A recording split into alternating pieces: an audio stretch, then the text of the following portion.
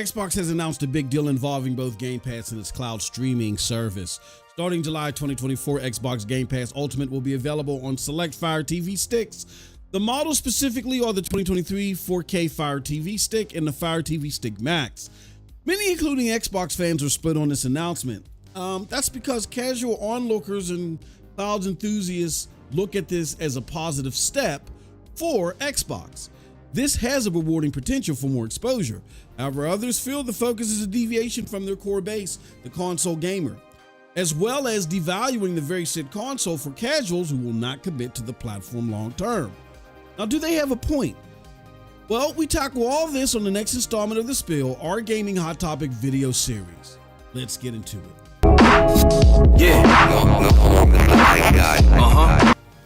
What's up, people? What's up, people? What's up, people? It is your boy, MM2K of Geeks, Cloud Dosage, Hard Knock Digital Culture.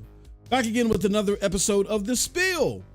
This is our hot topic video rants and commentary content where we go over the latest and greatest in gaming news. But before we get into all that, just a huge favor, hit that like button, hit that subscribe button, and rock those bells for notifications, please. All right, let's get into this one.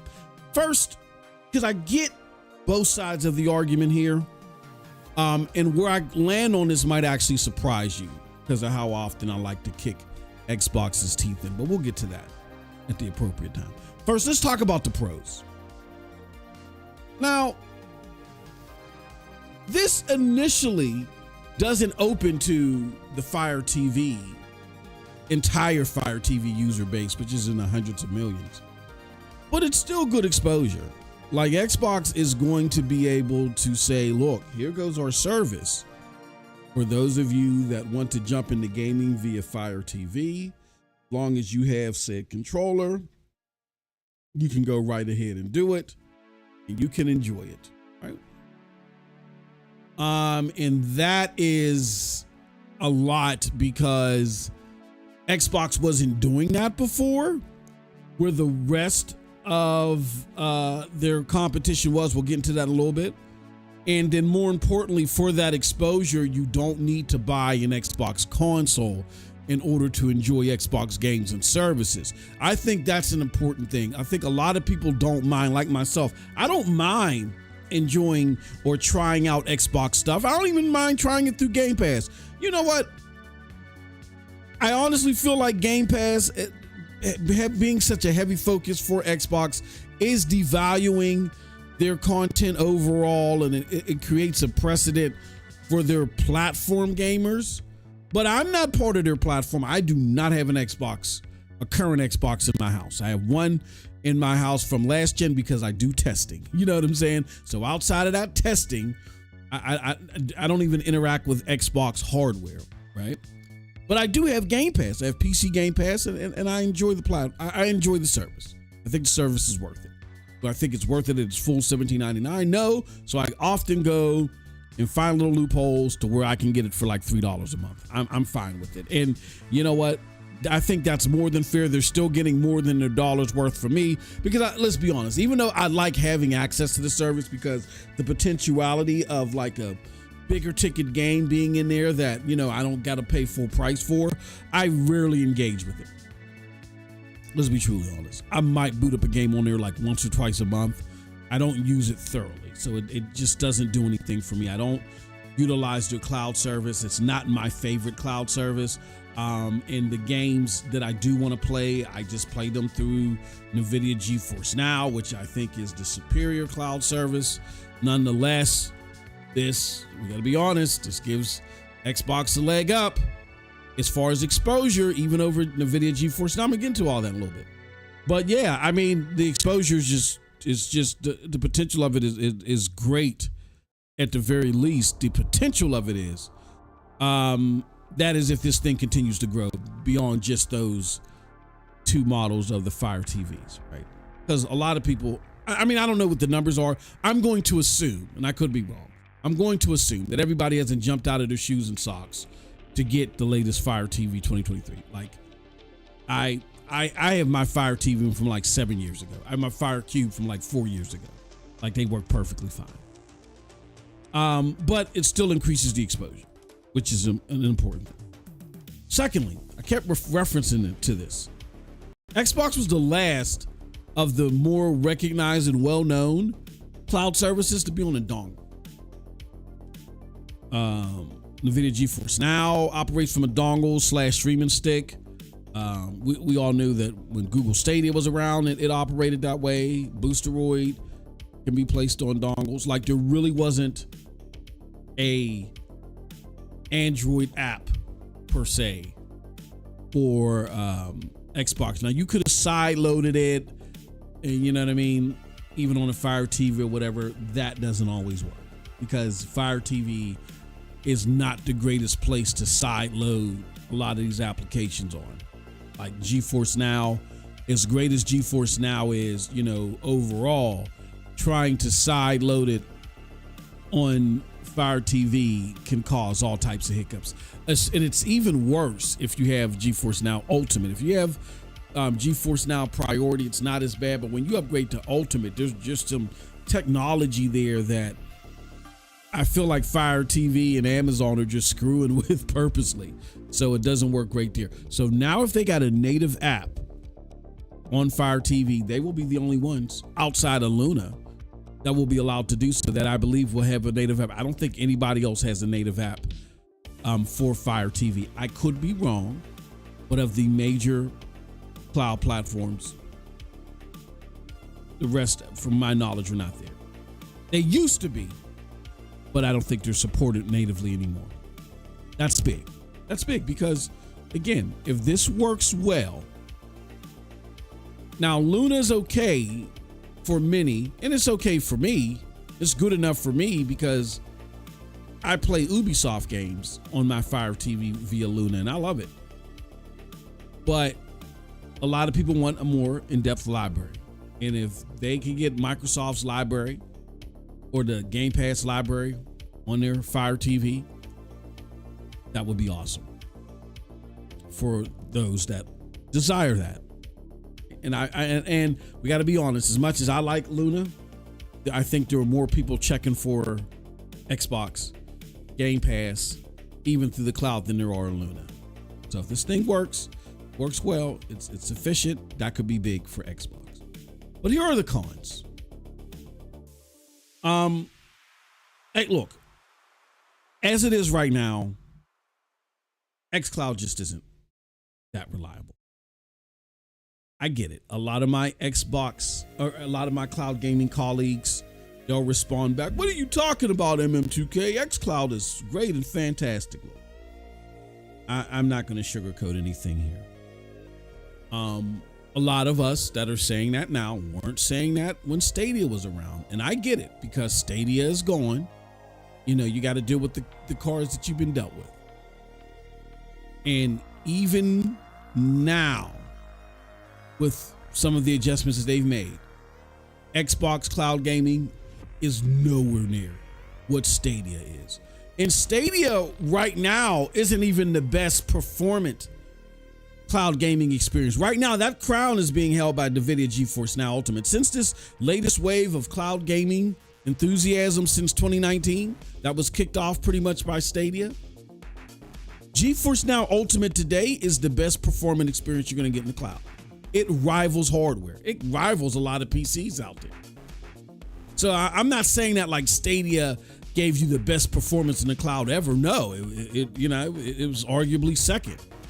But even at that, a dead, defunct service, xCloud cannot compare to that. Now, they don't even offer 4K. Like, you're going to get 4K in some of these TVs and maybe even on this Fire TV through some AI enhancements, probably. My experience, it still wasn't good. The latency still is a problem. The hitching and the artifacting still is an issue. There are some games that are playable, very playable, and they're okay. They're not too horrible on the eyes, some instances, but it's not consistent. It's not consistent like their peers. Even look, Amazon's capped at 1080p. The Amazon Clarity, It's comparable at 1080p to what Stadia was. Some argue it might even be better at 1080p than what Stadia was. xCloud is nowhere near that. I understand people got to be in different locations and all that. That's an argument for another day. As a matter of fact, for full transparency, because I do still do cloud gaming coverage on Cloud Dosage News on YouTube, I'm going to dive deep into this more over there. But yeah, that's a serious, it just isn't good. And if that is what's being brought here, that could be a problem because of my second point. Its unreliability could scorn gamers long term. What am I talking about? Xbox made this big push to talk about how it's going to upgrade its servers, and now they were going to include the Xbox Series X servers instead of the Xbox One servers. They're going to have Xbox Series X server blades instead of the Xbox One server blades, right? And like everybody was like rubbing their hands together like, oh man, because all the stuff that Xbox was talking, they were like, oh man, this is going to be something to behold. Xbox is finally doing it. You know, I used to get into debates with other people that debated me over, you know, my preference to Stadia or whatever, or how well Stadia actually was. They were like, yeah, you just wait. When they flip on those Xbox Series server blades, man, oh, MM2K, you're going to be eating a lot of crow. And my crow never came. When it came to that, it never came. We're still waiting for it. I'll gladly eat it because more competent cloud gaming services, especially the one under the helm of one of the world's richest providers, period, would be fantastic. It would really propel cloud gaming, which I'm a big fan and steward of. But I'm not going to sugarcoat. I'm not capping for anybody. I don't own stocks or I don't get checks from any of these people. I'm going to tell you the truth. I'm indebted to you guys and gals that are listening on the other end of this mic. It just isn't a great experience right now, even to its peers. I'm not talking about versus dedicated hardware. Now a lot of you are like, oh no, it sucks. Cloud gaming sucks. It's not the truth. You need to try the NVIDIA GeForce Now, and then you need to eat some crow. Try the NVIDIA GeForce Now, particularly Ultimate. You eat some crow if that's your angle, right? Through NVIDIA GeForce Now Ultimate, you were playing Starfield at 60 frames per second on the console. You were playing it better than you could natively. All right. That being said, yeah. If that's what's coming to Fire TV, that is going to scorn everybody like how it scorned everybody when they tried the new Xbox Series server blades. They were turned off. I mean, it was just sad. It was sad. It was like, golly. The biggest talker of cloud gaming couldn't come through. Xbox can't afford that again. Because even though there are rumors that they're going to do more with cloud gaming soon, people could be permanently turned off. So they don't need that, right? So with that said, this is my conclusion. This is a step in the right direction. And I think even though there are some serious negatives to this, I think this is more positive than negative. Despite its inconsistencies versus its peers, this is a much needed move for Xbox console or cloud streaming. The semi-exclusive access on the Fire TV is definitely a plus. And if the rumored GFN-like improvements are forthcoming, this could propel Xbox as far as cloud gaming is concerned ahead of the pack in a major way. This undoubtedly will make mainstream wince. You know, those that have their console and they really like a huge focus on the console, this is going to make them wince. They will lose value from that. You know what I mean? Undoubtedly because of these moves forward. But the question is, can Xbox cloud streaming leave a good enough impression to those that now behold of it through Fire TV to make such a sacrifice worth it? Only time will tell. That's it from your boy. Let me know what you think about all this in the comment section below. Because like I always say, who cares what I think? But if you did like what I had to say, check out the links below to follow me. Those links will lead you to Geeks, Cloud Dosage, Hard Knock Digital Culture. And this conversation is part of a bigger conversation that is happening on the podcast. So if you're not listening to that actual podcast, which is In a Row Podcast, episode 65, going to be a great one with me and Cold Blood. If you're listening to this as an a la carte video, click on the video that's going to pop up to the left right about now if it hasn't already. Click on that. That'll take you to the podcast. With that said, peace. Have a wonderful gaming day.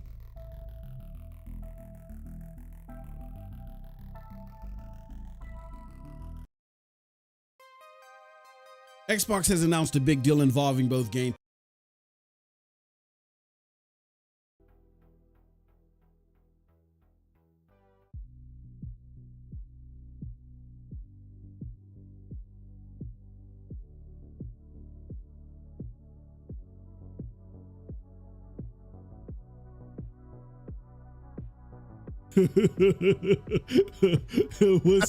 what's up, everybody? It's your boy MM2K and your boy Cold Blood Sensei. We cutting up, man. We maybe in our after show today we'll tell you what we were talking about. What's going on, everybody? Good to see y'all. We are back again, episode 66 of NRO Podcast, man. Glad to be back. A couple days off. Cold Blood, how you doing today, man? How you feeling, brother? Good. Good. Glad to be back, brother. What's going on here? I gotta. Where is there we go. Gotta have that up the top. Okay, there we go. Let's try this one more time. Cold Blood Sensei in the house. What? Hold on. Oh, come on, goddamn you. Come on, OBS. Stop being goofy. We're gonna try this one more time. Cold Blood in the house. There we go. All right. Jesus Christ. OBS is doing a whole bunch of weird stuff. All right. Yeah, it is definitely good to be back. Shout out to you, chat. Oh, y'all are halfway there, man. We got 11 people watching. We only got 5 likes. Come on, hit that like button so we can get into today's show, man. We got some topics to talk about today. Muhammad Ron said, good, bro. We have a fire show today. Thank you, my friend. Thank you very much. Appreciate that. We got J Dub in the house. Jay, what's going on, brother? I was just going to send you an invitation if you want to hop on the panel. We're going to be kicking Phil's ribs in a little bit today. If you want to go on and kick him in the nuts, whatever, you know, hop on, let me know. I'll give you a link to the Discord. We got Brigadier Williams and William the Beast in the house, which is go to the notification this time, or got the notification this time. Awesome. We got True Virgil. True Virgil said, everyone has layoffs. Everyone has layoffs. I was down back in the algorithm, brother. Yeah, you know. We know. What's up? Grateful for the show. Says Zap Mandu. Thank you very much. Appreciate you. Yeah, so as you guys can see in the topics, we're going to be talking about more layoffs at Xbox. We're going to be talking about PlayStation going to TGS 2024. And then, you know, not a lot's been going on in gaming. It's not been a lot of releases or shit that we care about. Oops, sorry, I need to put some oil on my mic. Oh, holy cow. The fuck was that? Not a lot of shit happening in gaming except the First Descendant. First Descendant is out. So we're going to talk about that first week and what the impressions and all that shit was. But before we get into all that, again, we want our 10 likes, man. We got 13 of y'all in here. Hit that like button. Cold Blood, have you been able to game on anything this week?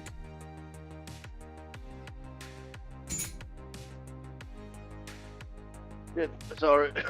Sorry, brother. I know I just be hitting you out of nowhere with shit. You been gaming on anything this week? Well, mostly just First Descendant, but not much. Yeah, same here. Been a crazy week.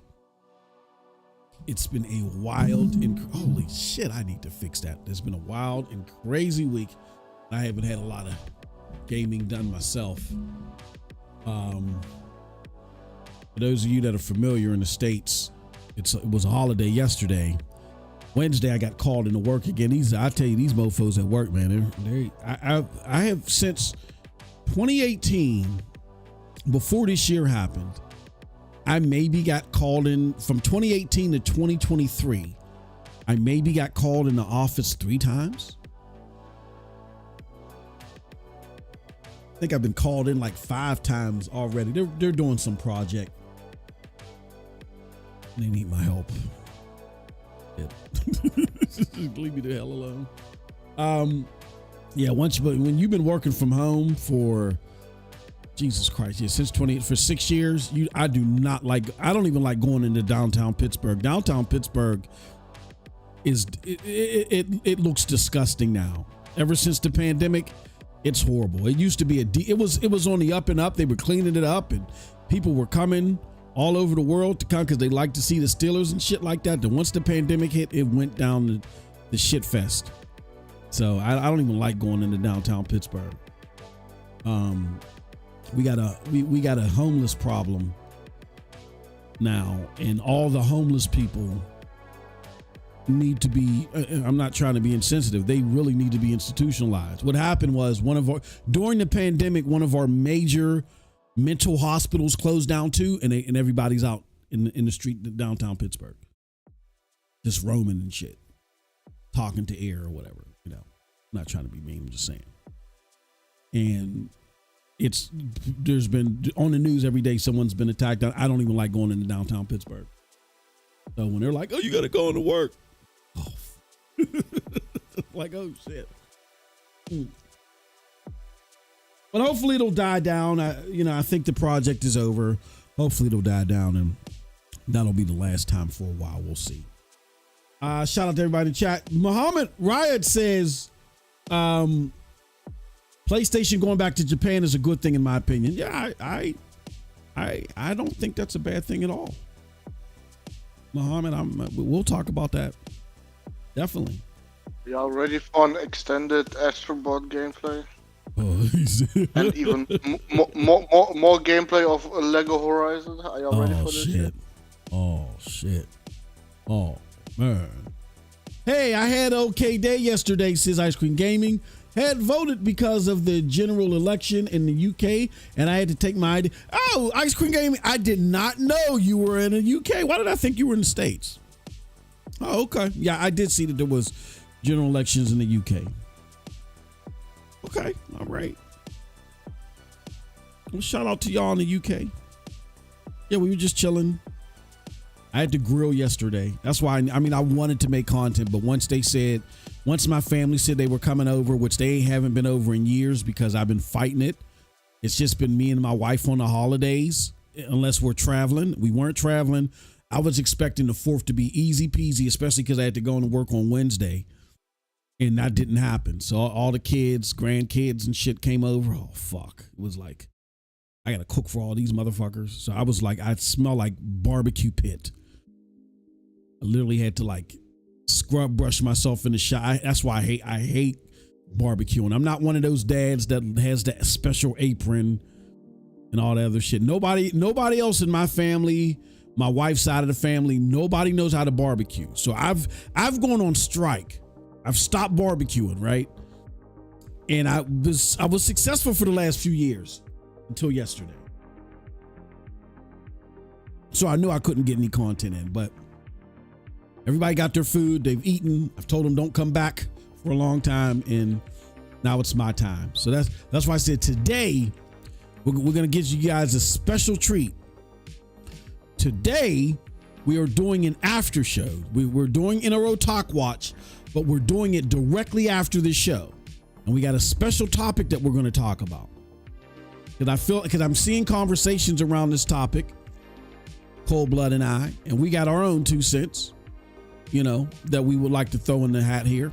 And that conversation is around the controversy that was started with Alana Pierce and the whole situational disability thing. I particularly wanted to talk about it because I see the conversation steering in one direction. And it's steering in the direction of, but without going too far here, because we're gonna save all that juiciness for the stream. I see the conversations now steering into, oh, everybody, they don't understand what this means. They don't understand what this means. But in that conversation, I get that there's a lot of ignorant focus on the word disability versus how we perceive it versus how it was being used at a technical level. But I don't think what is being understood is that why even the use of that word was an issue. And it's beyond the technical terminology of it. Because I have experience with this. I deal with this. I built programs. I work with the Microsoft teams when we got to troubleshoot shit from our side of the business. I call up the Microsoft teams. They're big engineers and shit, and we got to figure things out from a server perspective. So I understand the terminology. I've heard it. It's really picked up steam in the last year or two. But it served a purpose, and there was a reason why you haven't heard the term in its decade and a half since its adoption. Why are you hearing it now? We're going to talk about that. So join us after the show. You know, we usually go a little bit over. I want to say around 5:15, we'll be talking about that. But stay tuned. If you just stay with us, or I'm going to put a link up to the after show. This is for our members. So if you want to be, if you're not a member, excuse me, definitely join. Also, Cold Blood, and we got to confirm this. I don't know if you want to confirm this now. We talk offline. We have member goals, as you can see on the screen. We got weekly member goals. We got semi-weekly member goals, and we got monthly member goals. I'm going to add new bars, and I'm going to fix that shit on the bottom under us, where me and Cold Blood are speaking, to make that a little bit more clear this week. And I meant to do it again Wednesday and Thursday, but my whole week got uprooted. But in addition to that, Cold Blood and I had mentioned that we were going to possibly do a member stream. I mean, a members giveaway for members that simply were with us for a couple of months at least. So I'll talk to Cold Blood, or Cold Blood, I don't know how you feel. Do you, as we're waiting for 10 likes, were we still going to do that giveaway this week? I mean, not this week, this month, or do we want to do it for July and August? People, how do we want to do this? And again, if you don't have an answer now, we can talk about it offline. I mean, what do you feel? Me personally, I want to do it in 1/2s, meaning I'd want to do the giveaway in even months, right? Like to keep consistent with the year.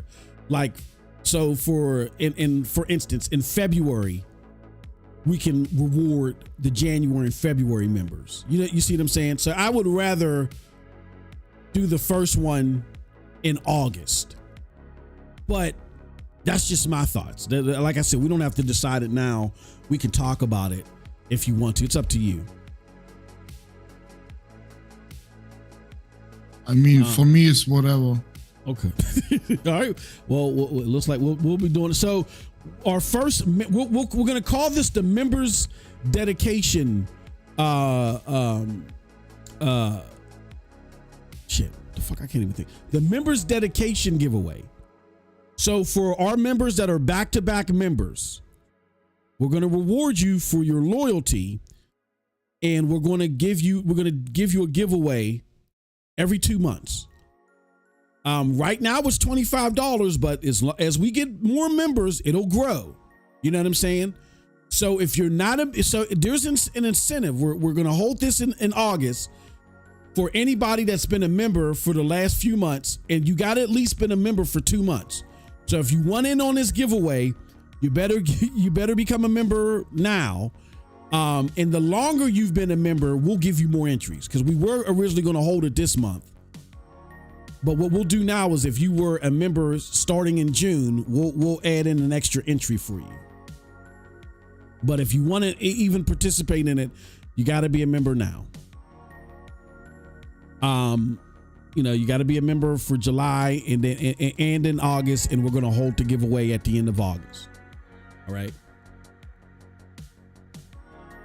Make sure there's no fuddy-duddy business. And again, this is all cyclical. We want to give back, but there's got to be enough in the pot for us to give back.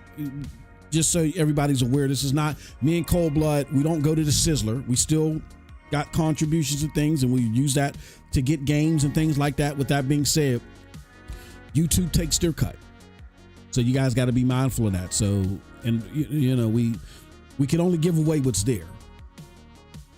So yeah, we're gonna do a members appreciation giveaway.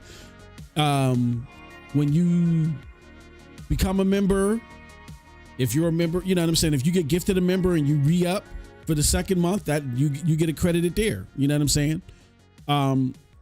So with that said, you not only get all the great content that we're going to have, especially like the content that we're going to have today where we're having these additional conversations, but in addition to that, we're going to be doing giveaways as well. And don't forget the member goals. We're going to have those. Those are going to be the member goals: weekly member goal, bi-weekly member goal, and monthly member goal. So if we can reach those benchmarks, it'll be even more. You know what I'm saying? And as you can see, we even got a member goal to where shit, if we reach the monthly member goal, we're going to have another giveaway. So keep that in mind. All right, so we're still three likes short. So all you got to do, we got 16 people watching. We only got 7 likes. We're going to get our 10 likes, man. Cold Blood. We could do honorable mentions. Fuck it. Let's do honorable mentions. Cold Blood. Couple of honorable mentions. We talked about this earlier in the week in case people forgot about it. Definitely check out those videos. Xbox Digital Foundry broke down why the Xbox is less powerful at times than the PlayStation 5 in its output, even though it's supposed to be more powerful on paper. They broke that down. What do you think about that, Cold Blood? What do you think about that? And what do you think about all the people that were out here talking about 30 to 40 frame deltas or 40 to 50 and all this shit that was being said in lieu of the fact that the Xbox isn't as powerful as people were making it out to be? That aged poorly, right? Poorly, that's putting it nicely. Oh. Okay, I can say it aged like fucking dog shit. I can say that too. Bingo, there you go. Oh, shit. Yeah. That was horrible. And here's my thing. Jesus fucking Christ. Hold on 1 second.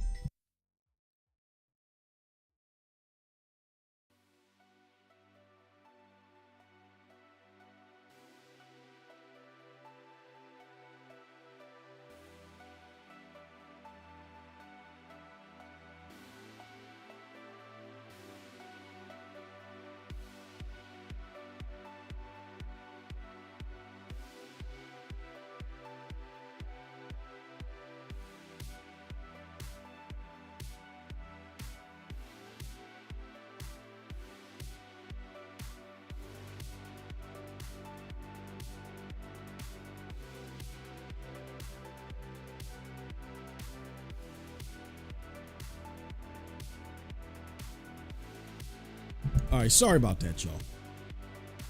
My family came over. We drink bottled water. I don't drink water from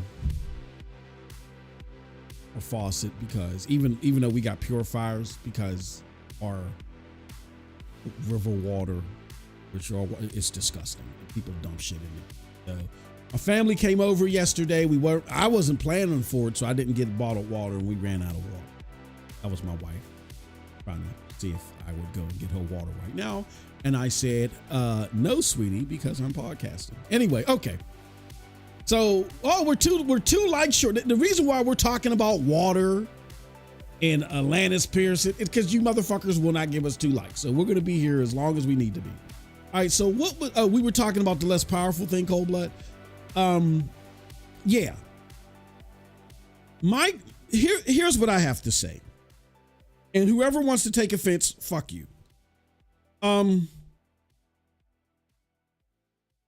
There was so much misinformation spewed. And it wasn't just reporting. Like, let me give you an example. You know how me and Cold Blood, we'll talk about, or we will have debates about the PlayStation 5 Pro. I believe, because I I pledge allegiance to Mark Cerny, right? I believe Mark Cerny will always come through after he showed my ass when I was an Xbox. I believe, and I'm confident that Mark Cerny will come through, and that motherfucking PlayStation 5 Pro will be a beast, and it will be a beast for no higher than $649.99. That's what I believe. Cold Blood thinks otherwise. But under no shape, form, or fucking fashion am I going to sit here and talk absolutist on something I have no fucking idea on at all. Because PlayStation hasn't even announced this yet. There's nothing for me to gauge this on based upon my own hopes and aspirations. So we got our 10 likes. Let me just say, I just want to say this part. So for all those people that talked about 40 to 50 frame deltas, that talked about the Xbox was going to play games better than the PlayStation definitively, people that were specifically saying things like, look, I'm going to get PlayStation for its exclusives, but the majority of my games are going to play on Xbox because they're going to play better. People that were talking definitively like that without all the proper information. Why? Because it would be different if everybody was talking like that. Because I get that Microsoft was talking like that. But number one, all these content creators most of them that were saying that dumb shit, they've been around longer than I've been here. And I knew better, for one. And for two, you had developers out here counteracting what they were saying. They said, no, there is not going to be scale up and scale down because of the Series S. The Series S is a problem. Lockhart is going to be a bottleneck. That CPU is a problem over and over and over again.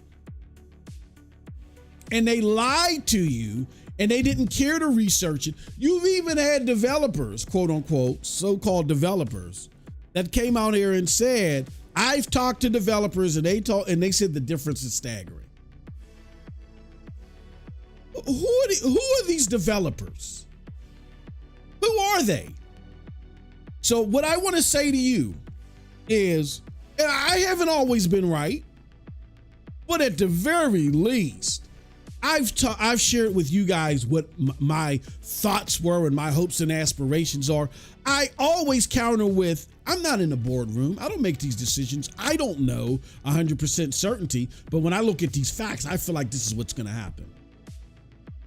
If you are still listening to people who told you with a straight face, told you with no undoubted uncertainty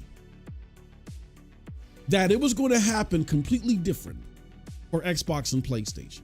They threw out the window everything that's happened in previous generation with Phil Spencer and company. What happened with the Xbox One X, particularly. And how the precedent was set with their interactions with developers and what developers were saying. If you were listening to all that bullshit and you're still listening to the same people, there's nothing that you have to say that I want to hear. You appreciate and you like being lied to. And that's not what we're about here. Those are my thoughts.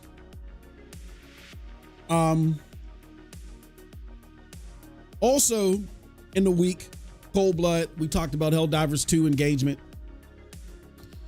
You know, you and I both predicted, and I gotta get flowers for flowers to do. You predicted it first, that the player count was going to drop drastically. I really don't think this was a big surprise. I don't think that people were shocked to see Helldivers drop. You know what I'm saying? It's still in the tens of thousands. Like it averages around 30 to 50,000 or 30 to 60,000. On Steam alone. We don't know what the PlayStation numbers are.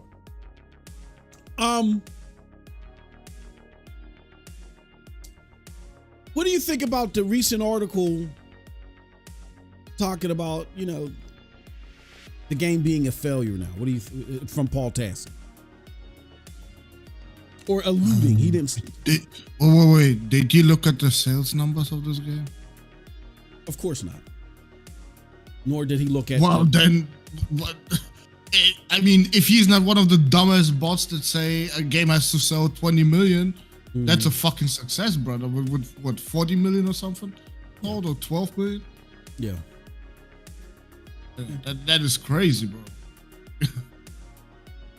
And to be fair, he didn't say that particularly that it was a failure, but he's saying that the drop was showing that PlayStation is failing. They're failing with the game long term, and they're failing in their what do you call it? Their goals for live service games.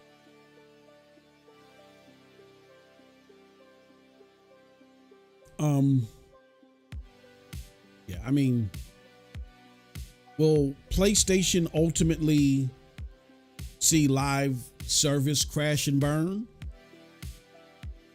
and not reach the potential that they hoped it would? A lot of people are hoping for it.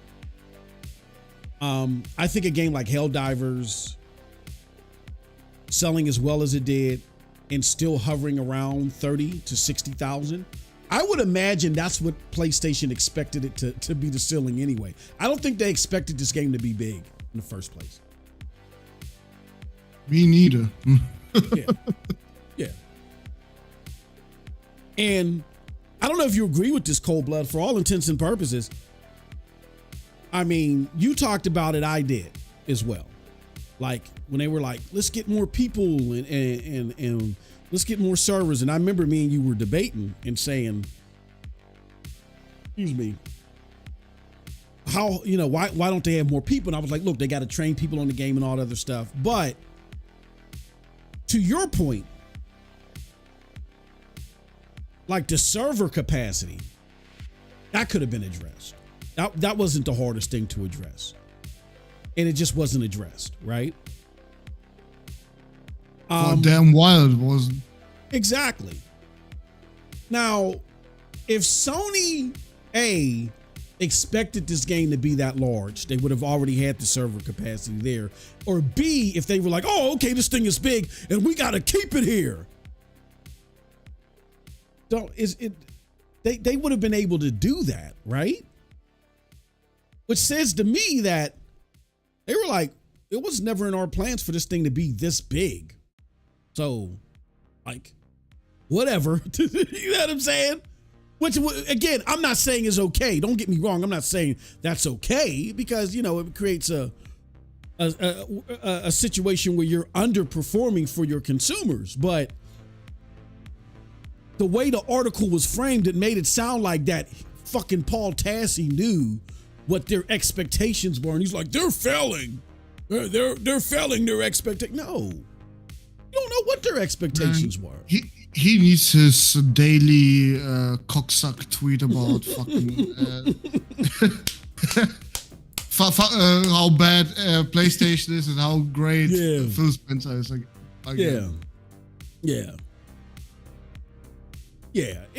Bruh.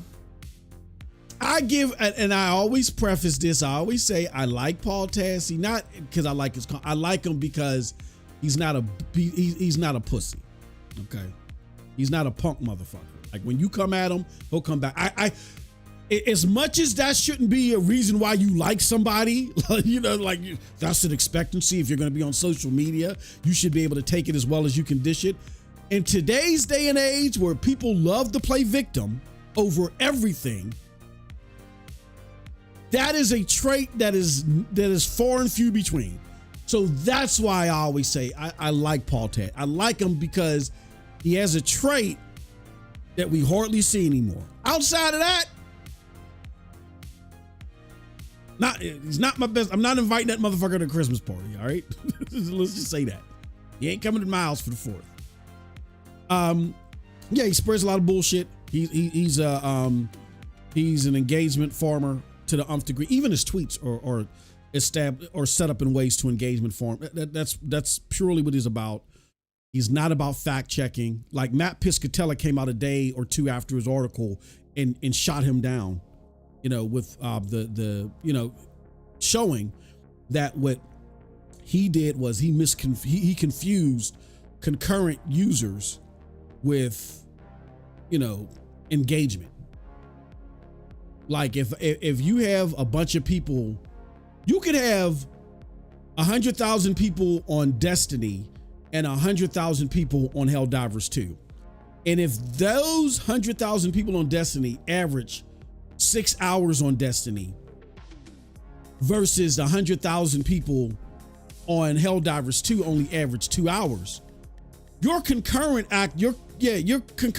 user base is going to be significantly higher than the other one. Why? Because there's going to be a lot of overlapping.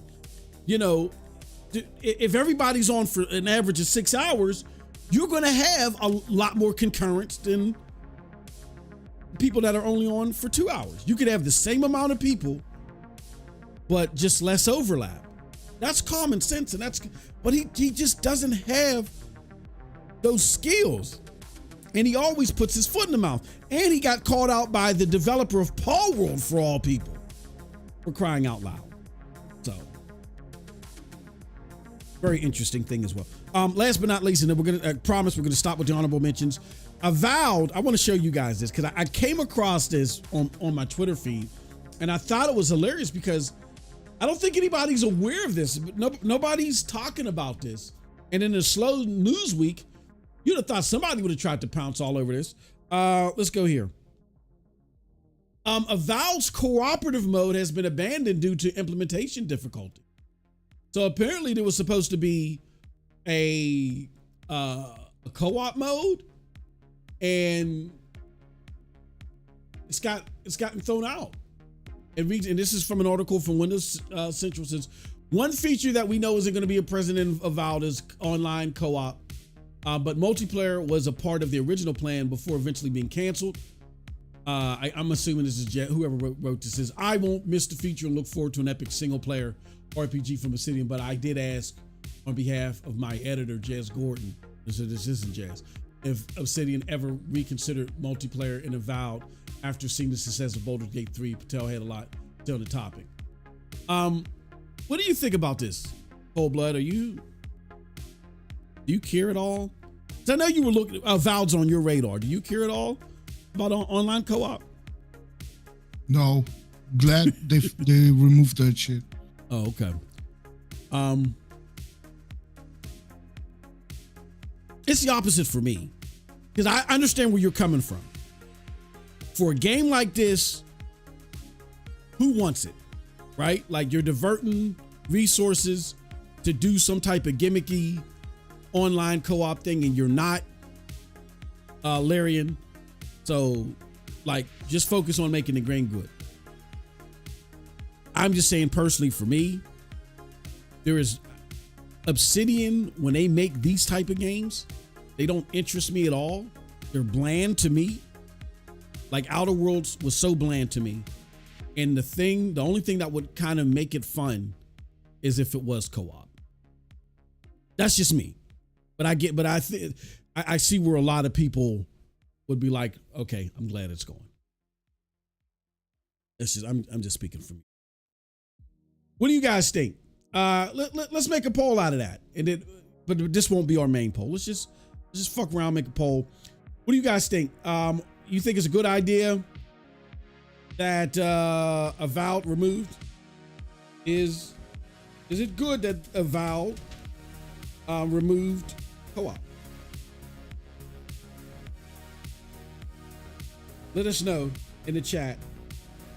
Just curious of what people think. I'm just speaking personally for me. I love Obsidian's other shit, but again, call me the asshole. I don't like Fallout New Vegas. Don't like it. I thought it was a bloated mess. I don't like Outer Worlds.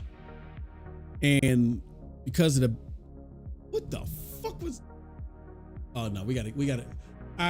I forgot Windows Central. Thank God y'all couldn't hear that. That scared the shit out of me. I forgot Windows Central was full of spam and shit like that.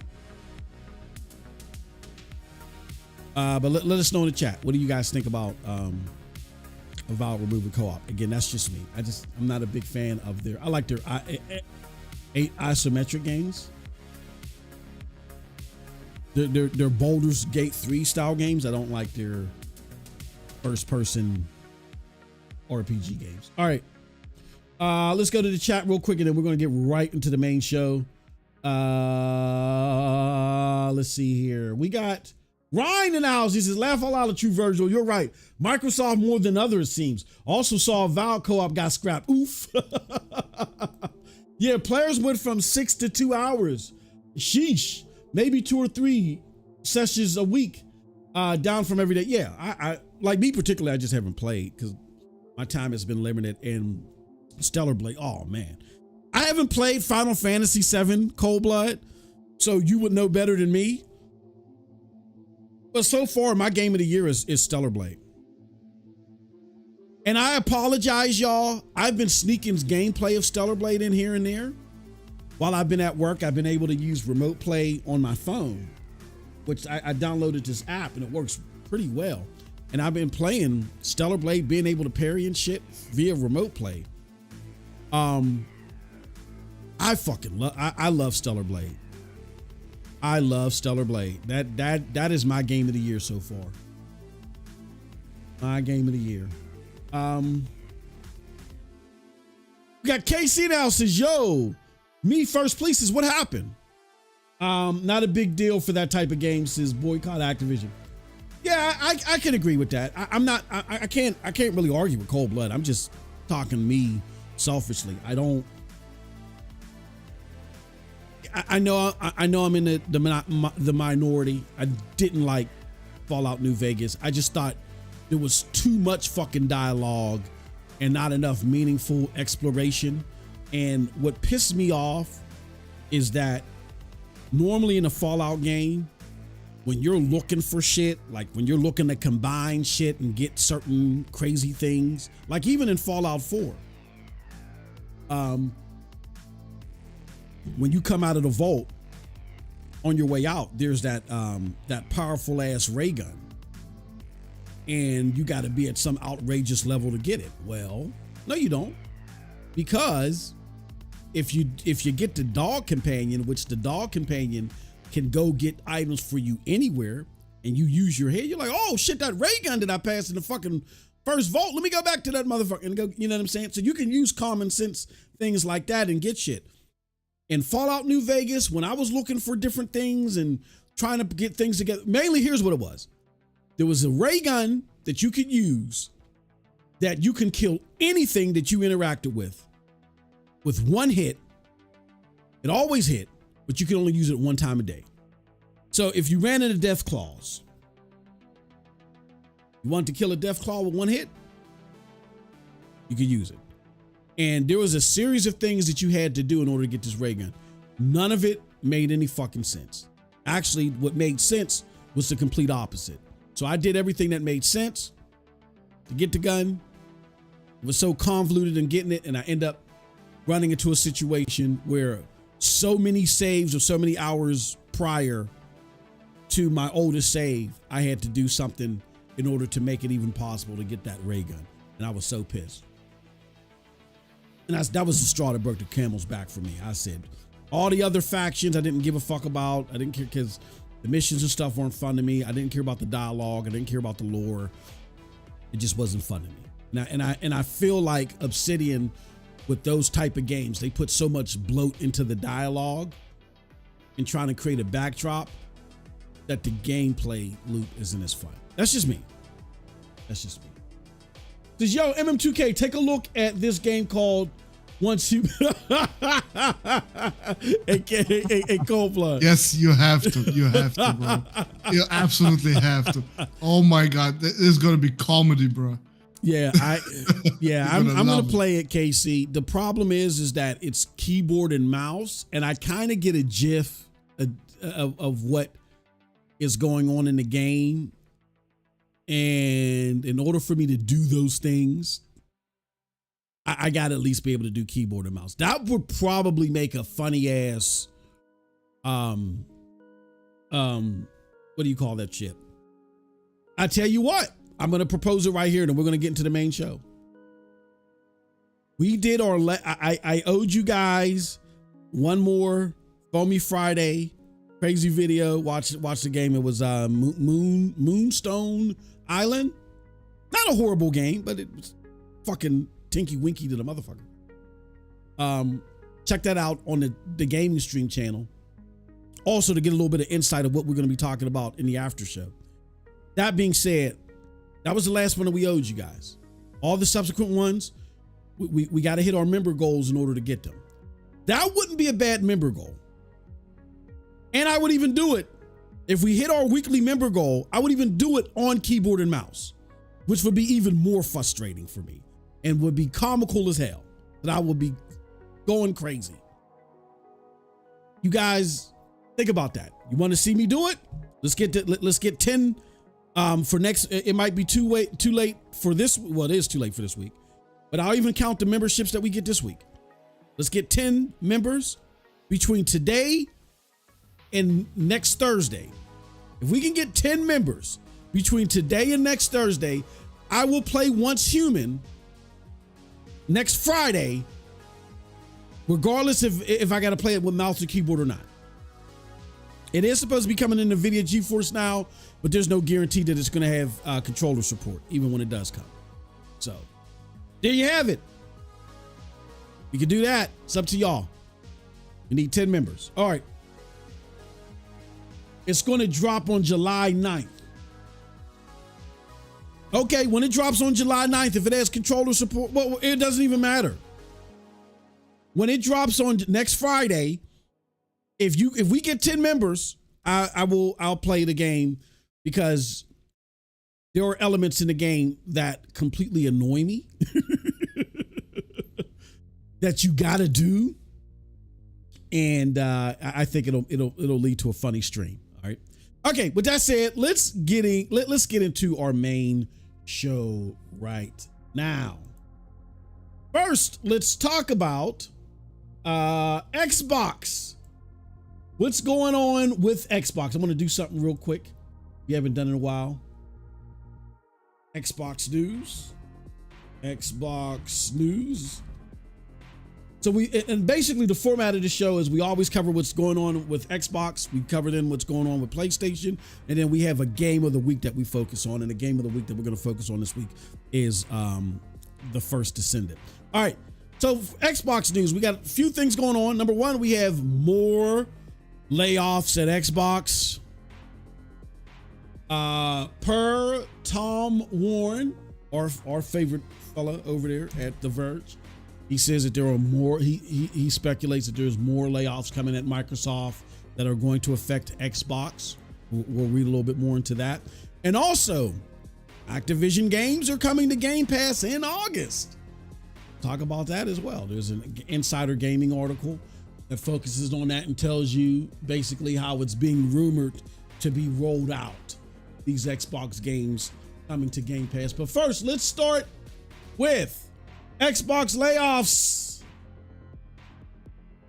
So this is from WCCF Tech. It says more Xbox layoffs at Microsoft inbound this week, Tom Warren claims. Following layoffs in January and studio closures in May, Microsoft is cutting more Xbox jobs this week, The Verge's Tom Warren has claimed. Yesterday, Xbox's Jesse Thomas announced on X that her role at Microsoft was eliminated. I'm not trying to be insensitive here, but who the fuck is this Jesse Thomas? I don't remember her. Who is she?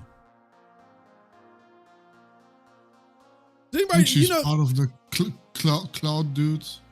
Oh. Like they talk about her like she was fucking Major Nelson or something. I've never heard of this motherfucker, or maybe I've seen her, but okay. You said she was one of the cloud people. I wonder who she is. So, yeah. Look it up. Yeah, let me look it up. Let's see who she is. I'm hoping this ain't the head of the cloud Xbox. Jesse. Why you think the Azure cloud service went down? Oh yeah, we got to talk about that shit. Yeah. And why we had problems to play fucking First Descendant. Okay, so it says that this is according to On Job Alert. As Microsoft's Xbox division announces imminent layoffs with specific numbers and positions unspecified. Senior Business Product Manager Jesse Thomas has been confirmed terminated. The reason cited is streamlining costs. Let's see here. Do you have any more Jesse Thomas? No, that's all we have. By Xbox, Jesse Thomas. So she didn't have a Twitter account or some shit? Because they don't. Oh, she has. Oh. Because I'm looking at this Microsoft thing from 2018.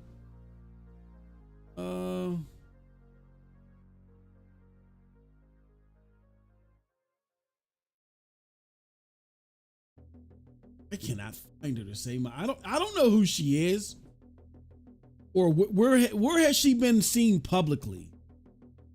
And I hope she's not. This isn't the what do you call it?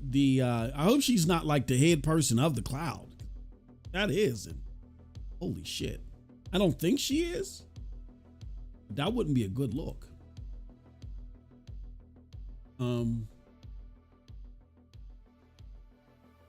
It says okay. I was just checking to see if anybody knew who she was, but yeah, there's more layoffs coming. It says after this post on X, Tom Warren responded that more Xbox layoffs will be happening this week. While many suspected that it was just Thomas that was let go, Warren has now clarified that more individuals at Xbox will be losing their jobs. More Xbox layoffs happening this week. Warren wrote some hours ago, Microsoft laid off Jesse. She was on vacation with those in the unknown. Thomas has been with Microsoft since 2015 and served as senior business PM of culture programs as of 2022. Okay, so she wasn't like the main cloud person. All right. Let's start there, Coldblood. Coldblood, what are your thoughts on these layoffs after they've already let go 1,900 this year? Got rid of a studio. What do you think is going on? I don't know, bro. Cost cutting. That's the only thing I can think about. I mean, they are almost the richest company in the world. Yeah. Now Nvidia is, for whatever reason. But goddamn, like you want to even maximize something you already maximized at. Like, what the fuck? Yeah, like Jesus fucking Christ, bro. Huh? And then all these fucking problems start to happen. Yeah, not enough people, not enough resources. What the fuck? Yeah. Oh, we'll see if Satya's only AI future is gonna work out for it. Have an AI replace all it. Wasn't there something that happened with ChatGPT? Oh no, ChatGPT was added to something else, right? What was it added to? Y'all, let me know in the chat, y'all. ChatGPT was added to something. This is why I think Microsoft hit a ceiling stock-wise, right? I think they hit it, or evaluation-wise. ChatGPT, it released for Apple. ChatGPT released for Apple. I saw it somewhere briefly, and I could be getting elements of this wrong, but the gist of what I got was the version of ChatGPT that's with Apple blows out of the fucking water their partnership with Microsoft. So there was all this evaluation and value put to Microsoft stock because of their partnership with ChatGPT with AI. And here they partner with Apple and it blows what they did away. So yeah, the AI for Microsoft doesn't seem too great. And then here's what confuses me. You're supposed to have your own AI tool sets, right? But then you're working with ChatGPT and you're partnering with NVIDIA on AI. Where everybody else seems to, I mean, don't get me wrong, they're working with subgroups or whatever, but nobody's trying to do like partnerships with the other big five like you are. Like everybody's independently trying to work on their own proprietary versions. And it sounds like to me that Microsoft is just Microsofting. They are trying to rip away and strip, you know, they're trying to be on the come up off of someone else's efforts. And they just want to throw money in it and be, you know, jump on the bandwagon and get what they can from the ordeal. And I'm not saying other companies don't do that, but nobody does it like Microsoft. You know what I'm saying? So you're sitting in the bed with NVIDIA, and I mean, at a very high level, they're sitting with NVIDIA. And now NVIDIA is evaluated over you, and you sat with ChatGPT. And look what happened with ChatGPT. Apple comes in, and they have a better partnership by all intents and purposes. So, also, when I look at this cold blood, you know what I say? I look at all this purging, and it's like I've been telling you guys and gals, ain't gonna stop. It's not stopping. Why do I say that? Microsoft looks good now to investors who often like to get all creamy knuckled and excited about shit just so, you know, just so they can, because when there's excitement, then that raises stock evaluation, and that's more money that investors put in. You understand what I'm saying? So investors often, they like to ride waves, even artificial waves, because it gives them money. Now it's when shit comes down, they like to kick the can down the road and deal with it later.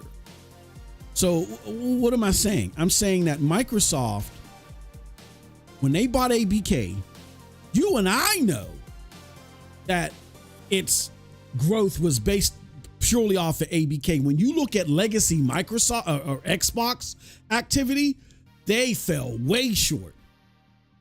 Like if they wouldn't have bought ABK, we would be talking about when is Xbox shutting down if it wasn't for ABK.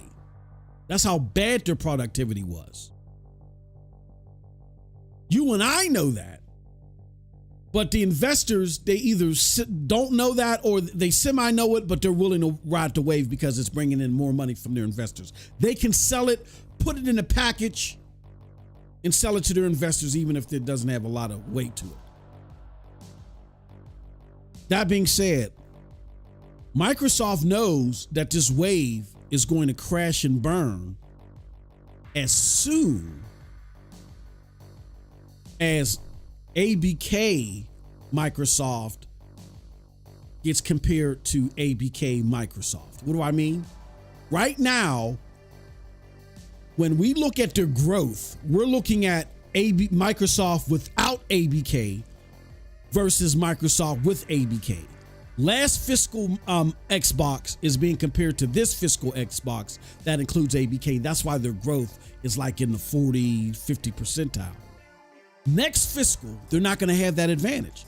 They're going to have ABK with Microsoft and Xbox being compared to ABK with Microsoft and Xbox.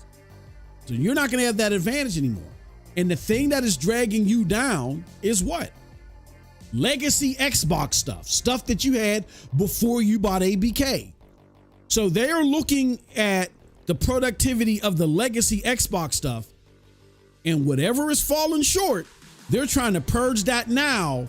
So by the time the next fiscal shit comes out, they can still see growth. They know they're not going to see 40 to 50% growth, but they don't want to be back in the red. They want it 4 to 5% growth or 5% plus growth. If they can show at least 5% growth, they're happy. And the only way and the biggest way to get growth year over year is cutbacks. This is not the end, folks. It's going to continue to happen. And I'm going to say this before we move on to the next Xbox topic. Unless Cold Blood got something else to add. All of that shit you were shown. No. Oh, go ahead. You said no? No, I don't. Okay. He said, we'll talk about these motherfuckers no more. Fuck layoffs. Seriously. All that shit you were shown at that showcase, like none of it got me jumping out of my shoes and socks. I was like, oh, there's new content coming. It looks competent. There's potential there. But all that shit that you were shown just off of the potentiality of it, do not get your hopes up, folks. Because they're cutting. They're cutting. We know that with the vast array of resources that Microsoft had, they don't have good quality control. So what you think is going to happen to these games that come out after all this cutting that they're trying to do, and they're trying to fill in the gap with AI?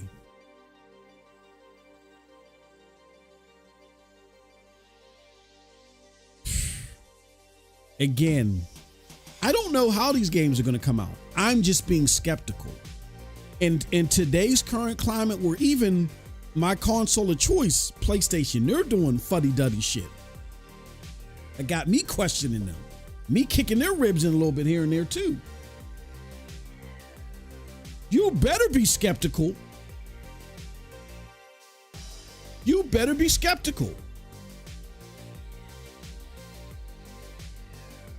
You know what I mean? So y'all better be careful and be mindful of this stuff. We're warning you now, because as Microsoft tries to lean on AI and do all this other shit that's going to water down the quality of the content, while you guys are invested in this and buying Game Pass, and you don't own licenses anymore, so your library is based upon Game Pass. If this shit crashes and burn, you are going to be the ones hurting, not me, not Cold Blood. We still buy our licenses. It's still part of our economy. We're going to be Gucci. We'll just be like, oh, damn, there's another service that's gone. Y'all are going to be hit hard.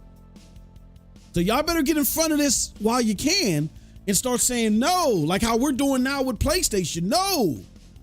Them motherfuckers at PlayStation came out. I mean, it looked pathetic and sad, but they knew that somehow they had to acknowledge we fucked up, and you let us know about it. They came out and wrote us a letter. We're still learning. They were in a panic, but at least they acknowledged that our foot was on their necks. Microsoft gets none of that. Only time they get backlash from their community is when they are made to look bad on Twitter. When the content creators are made to look bad, then they'll say something. And not if the product is bad, not if what they're doing is anti-consumer, if the content creators are made to look bad.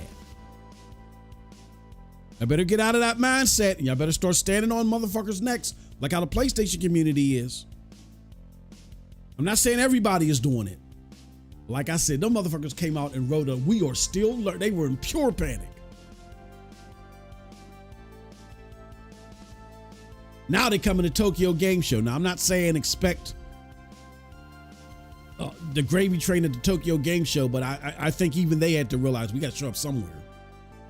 We got to stop. We got to start the process of stopping this bleeding.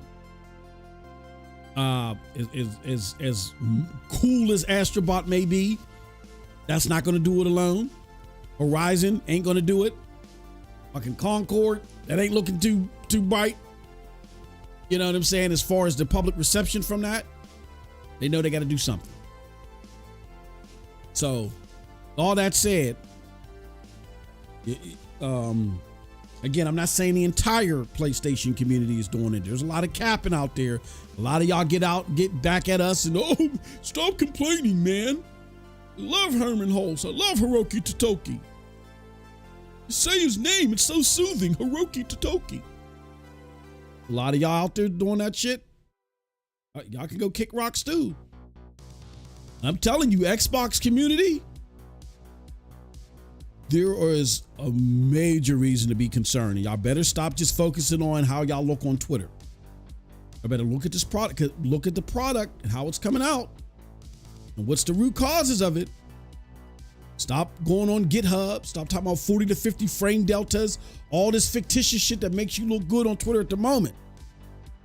You better look at the root causes, what people are doing, the Q&A structure, all that stuff. Because if it continues down this path, it's going to crash and burn. And you're going to be ass out. And then you're going to be years removed from being used to buying shit. Imagine that. If Game Pass goes away, if Microsoft says, you know what, fuck this, we tried this, oh man, we're going to do Activision Blizzard stuff, or Game Pass doesn't go away. What we're going to do is shit is going to drop in Game Pass 6 months later. What are y'all going to do?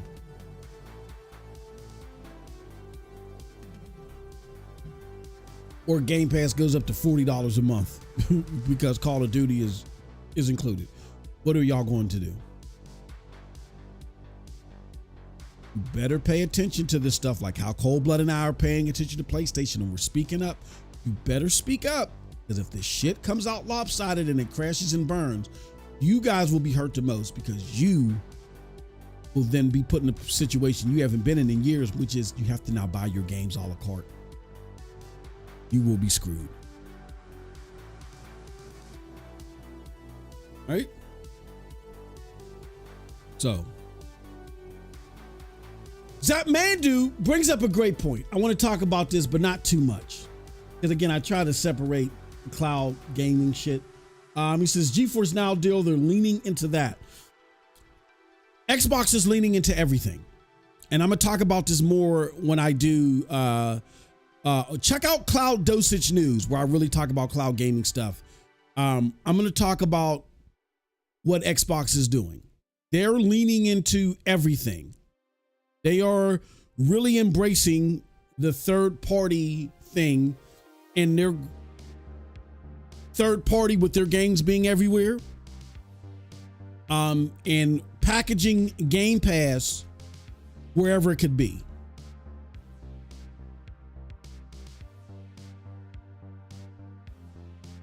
So because you can play NVIDIA GeForce Now on an Xbox console, they are now leaning into that.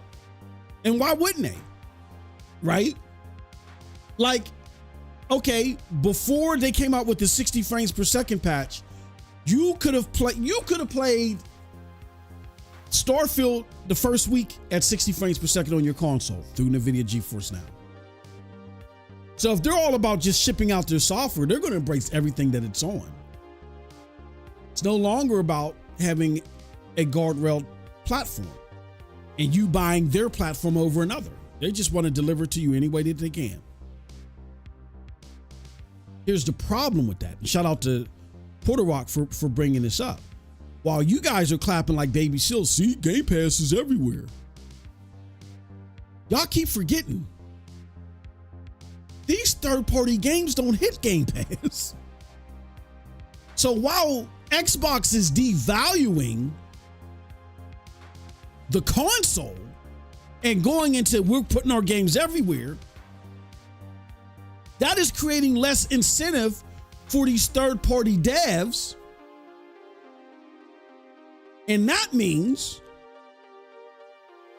that's going to affect how you get to play Grand Theft Auto 6. Ah, right. You didn't think about that shit. Because even if Xbox goes third party, I mean, even if they do open up their platform to where it's all about the PC stores and they stream that to you via the box and all that other shit, how are you going to play Grand Theft Auto 6? If you're solely and purely an Xbox gamer, or you don't have a PlayStation, because you're not playing it day one in Game Pass, and you're not playing it day one on PC. So you got to have an Xbox console, right?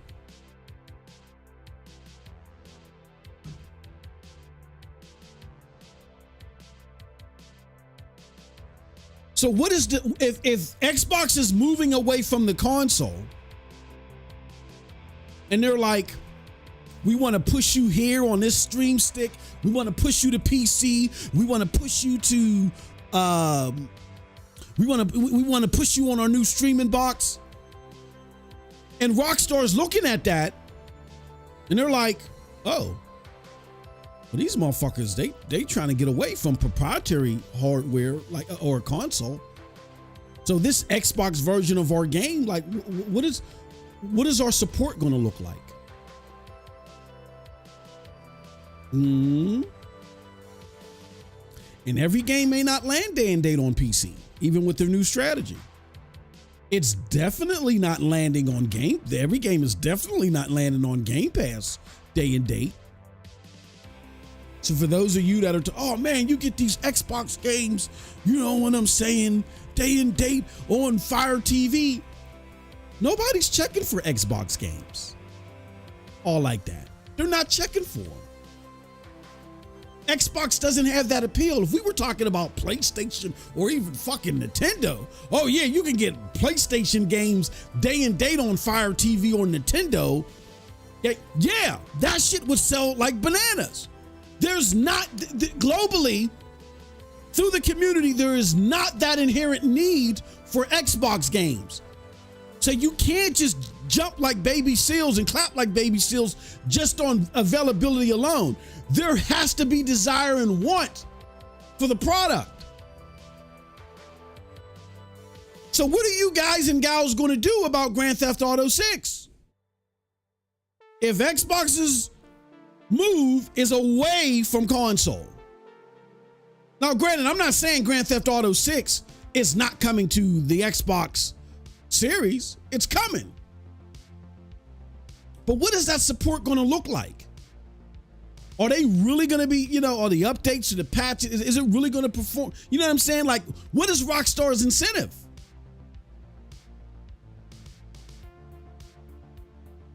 What about Rockstar's future games? Like, if Xbox is solely going to a PC, standpoint, what's going to happen? Because everything doesn't come to PC. You're seeing PC getting more and more embraced by developers. But I will say, when it comes, another thing too, when it comes to consoles, right? There is there's a quality and control, because when you're building a port for a particular device, there's a quality control behind the proprietaries of that device. There is no proprietor of PC. Who owns PC? Nobody does. There's people that have Steam and there's people that have Windows Store. But if you release the game there, it's the most open quality control things out there. All that fucking shovelware and bullshit that's out there. And it doesn't even get reversed until people complain enough, but you've already spent your money.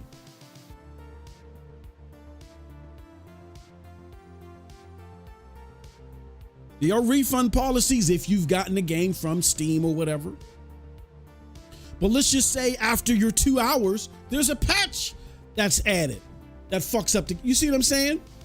To where you don't have those safety nets on PC that you have on console. You guys got to think about all this shit before you start clapping like baby seals simply because Game Pass games are coming day and date to a stream stick. Those Game Pass games are not the most sought after games in the industry. And Xbox's current path and trajectory, how is that going to affect your availability or your access to Grand Theft Auto 6? Again, it's coming to the series consoles. What's going to happen with the patches? What's going to happen with the support? If there are less and less people embracing Xbox via the console, and they're going to PC, and they're going to Stream Stick, what signal does that send to developers like Rockstar who are not there? That's what you got to think about.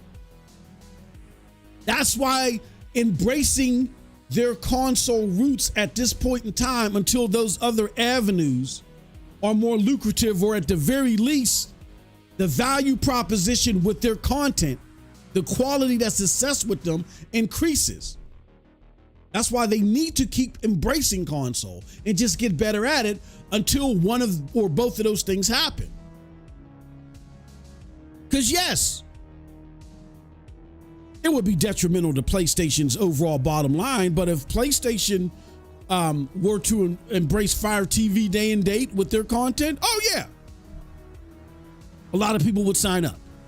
It would hurt their bottom line because their marketplace on console brings them the most money, but yeah, a lot of people will embrace it there. If Nintendo were to do the same cons, but same pros. There is value with their content. There is not said value with Xbox's content. Perfect segue into part 2 of the whole Xbox section. Let's get your thoughts on this, Cold Blood.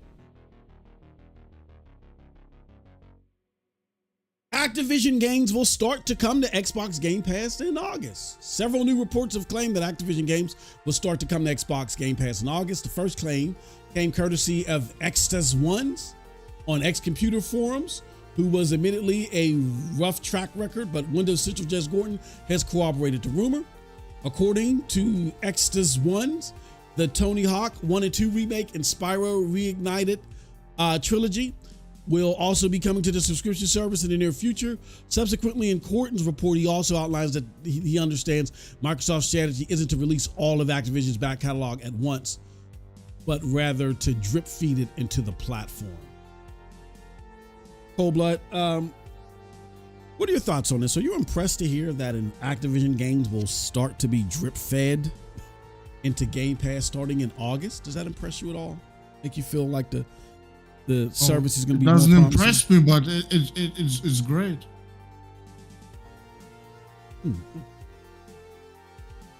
Like, yeah, more games from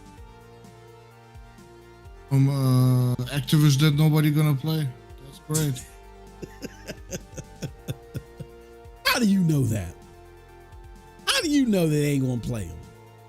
I don't know. Maybe because all these Spyro and Crash Bandicoot games fucking flopped when they were re-released. It might be the next it might be the next platinum hit, like Phantom Dust, the remake of Phantom Dust. You don't know. You have no idea to know. Xbox gamers, they play games. Netflix. That's why. How many people completed the game that they hyped up more than anything? What do you call that shit? Dude, they probably completed Netflix before they completed any fucking game.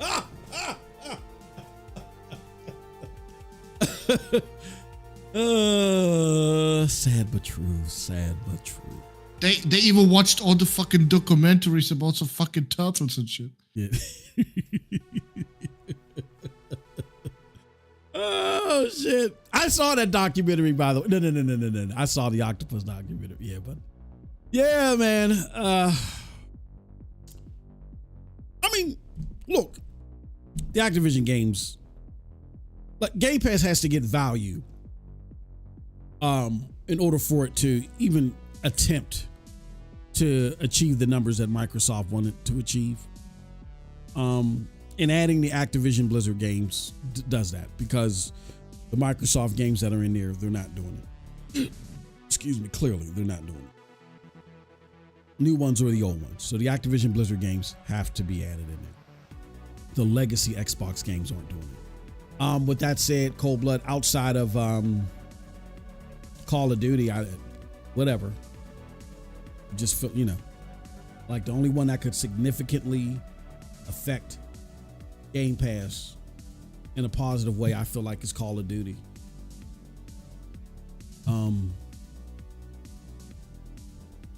But is Call of Duty going to simply increase memberships, or is it just going to get a lot of usage? Like, Call of Duty doesn't move the needle, nothing will. Yeah. Yep.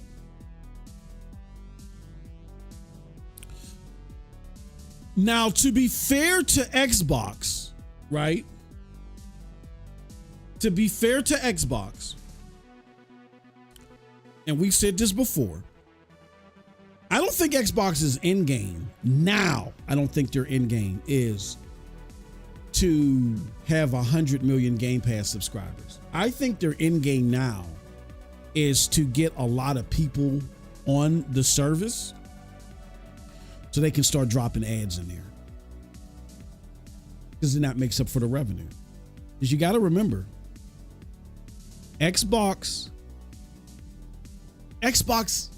or Microsoft, they're no longer innovators. And that's not me trying to be mean or anything like that. I'm just being honest with you. They're not innovators. They are observers, and they are pilferers of other companies that innovate. They're grifters. You know what I'm saying? They're equivalent of content creator grifter. They take and they benefit off of others. They don't innovate anymore. So when it comes to Xbox really doing anything with Game Pass or anything that's out there, particularly Call of Duty, I don't really see them saying we're going to get a whole bunch of members. I see them saying we can get more people out here playing these subscription services. We can get the people that we already have playing these subscription services more. And then we can drop ads in these subscription services and get money that way. How does that tie into they're the grifters of the industry? Because before it was about memberships, cold blood. I think it's about ads right now, because who's doing that? Amazon. Amazon went from we got to get, or not just Netflix. I'm sorry. Remember, they talked about how they wanted to be the Netflix of gaming. Then they didn't want to be the Netflix of gaming. Now they're the Netflix of gaming. Well, what the fuck is Netflix doing? Netflix went from worrying about memberships to, okay, we understand this is where we're at. We've kind of plateaued. How can we make money off of the people that we have? That's how we do it. We now bring in ads. And what happened? In the few decades that Netflix around, now they've finally gotten themselves out of the hole, and they've made more money in the fiscal quarter that they started adding ads than they ever had. Microsoft is watching that. Microsoft is going to do the same thing. It wasn't by coincidence that Doc Dark booted up his play of something. I forgot what game it was, and got hit with that Call of Duty splash screen that he went all ape shit about. It wasn't by accident. It wasn't by accident that Ubisoft did the same thing. In these subscription services, you're going to, it's starting with Xbox first, because they've been the most aggressive with it so far. You're going to start seeing what Netflix did. You're not going to get instant access to our content without ads unless you pay more money. So you want an ad-free version of Game Pass that gives you Call of Duty day and date? $34.99, please. Easy. Otherwise, deal with our ads. And what they might do, fuck $34.99, they might make it $40. Why? Because the money that they're going to get from ads would far well supersede any additional money that they make you pay so you can not have ads. They just want to give you that option, because they'd rather give you that option to those that would take it rather than just drop the service altogether. You see what I'm saying?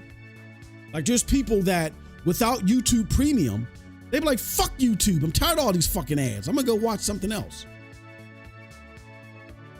And then YouTube gets nothing. So they're like, fuck it. Well, we're going to lose out money if you don't watch our ads, but let's get some of that back. let's give you the offering of YouTube Premium, where you'll give us, an extra $10, $11, whatever you do, $14, I think it is now. It's not how much we would get if we could get you to check out all these ads, but it's something better than nothing. So.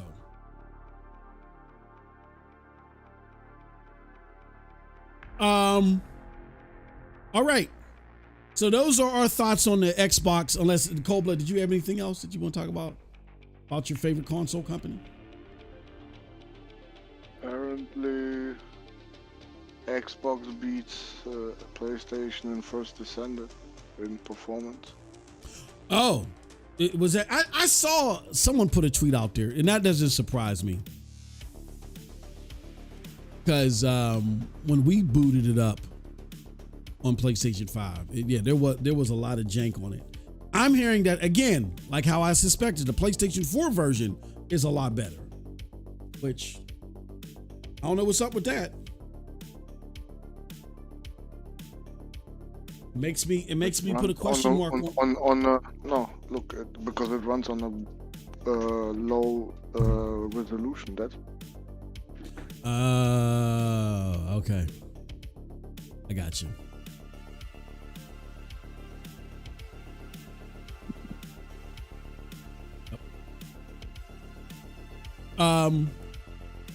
That Mondo says, I noticed that PlayStation published games are not on GeForce Now, but if PS makes a PC storefront and GFN access is only granted through that store, I can see that. No, Zap Mondo, they tried with God of War 2018, and for whatever reason, they figured it wasn't worth it, and they removed it.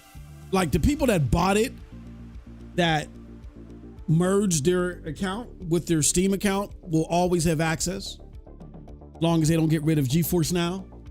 But anybody that after a certain date, they stop allowing them to be able to play it on GeForce Now. Shout out to Project Storm. So if you guys look up Project Storm on YouTube, he's always playing God of War 2018 on GeForce Now. It looks gorgeous. Check it out. But yeah, for whatever reason, I guess it's because they were like, look, we're coming out with our own 4K that we feel like will at some point in time rival what they're doing. So no, fuck it, we're done.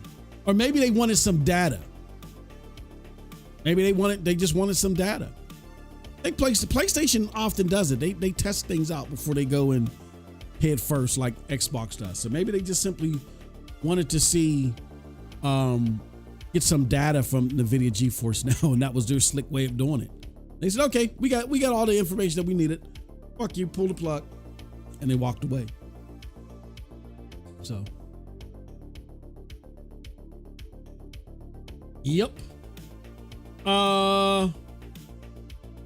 Says all Xbox games are factual trash, regardless if they have co-op. Even the last 7 Halos were dumpster fodder, says Andrew Wilkins. The last 7 Halos, I didn't like Halo 1 and 2. I wasn't one of the Xbox guys that was there because of Halo. I liked the second half of Halo 3. I liked, what was that? Halo Reach.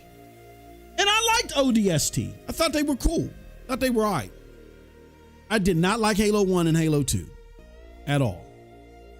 Yeah, and after, those are the 3 Halos that I like. After that, I didn't care for Halo. And it's not like I loved them. I thought they were the best. I mean, I thought they were cool. Like, the highest I would rank a Halo game is an 8 out of 10. I wasn't one of those Halo Xbots. I never really cared for Halo. Matter of fact, to be honest with you guys, I was the unicorn. I was one of the Xbots that hated PlayStation, but I hated Halo 2, and I hated Halo so much that when Killzone first, I loved the first Killzone. When Killzone first came out, I was like, and they was like, this is gonna be the Halo killer. I was like, yeah, kill that shit. I was rooting for Killzone. I was the oddity. Me and my brother were. We fucking hated Halo. We were the oddities. And then unfortunately, Killzone didn't kill Halo. But yeah, I like those 3. I like the second half of Halo 3. I like ODST and I like Reach. Reach was cool.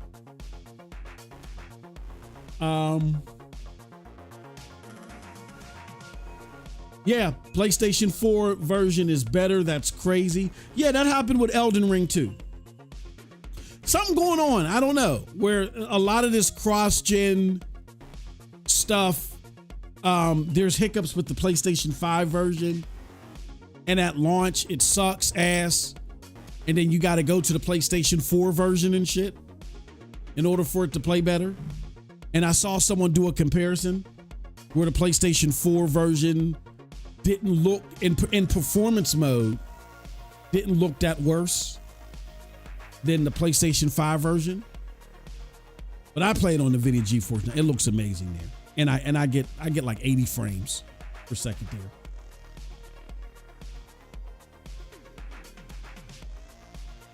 Roberto Mark says, more layoffs and more GIMP games. Shake my head. Xbox is the best. Yeah, I truly believe that their games are going to be heavily affected by these layoffs. I mean, they didn't produce good enough games when they didn't produce good enough games with the people that they had. Now they're cutting everybody back. All right, it's time to move on. Let's now talk about the almighty PlayStation. Oh, whoops. Gotta change that. PlayStation. All right. So, Cold Blood. We got two main stories for PlayStation this week. Story number one is PlayStation saves AMD with the PlayStation 4, and they helped them from going bankrupt. I don't know if a lot of people know about this story. It's a very interesting story from WCCF Tech. Sony's PlayStation 4 helped AMD avoid going bankrupt, AMD's gaming client PC business lead says. And this was updated today, as a matter of fact. It says, on X, AMD's Memory Systems Interconnect Performance Architect Phil Park has said that the story below is indeed the real deal. Quote, I lived through this, and this is AFAIK. I forget what that acronym's for. True, he wrote. 2008 global financial crisis put us in an incredibly bad position, especially after Intel's recovery with Morum, Conroe, Woodcrest, and Nehalem. We sold multiple IPs like Adreno to raise cash. Most of us took temporary pay cuts. The original story is Sony's PlayStation 4 helped AMD to avoid going bankrupt, according to the Red Team's gaming client PC business lead.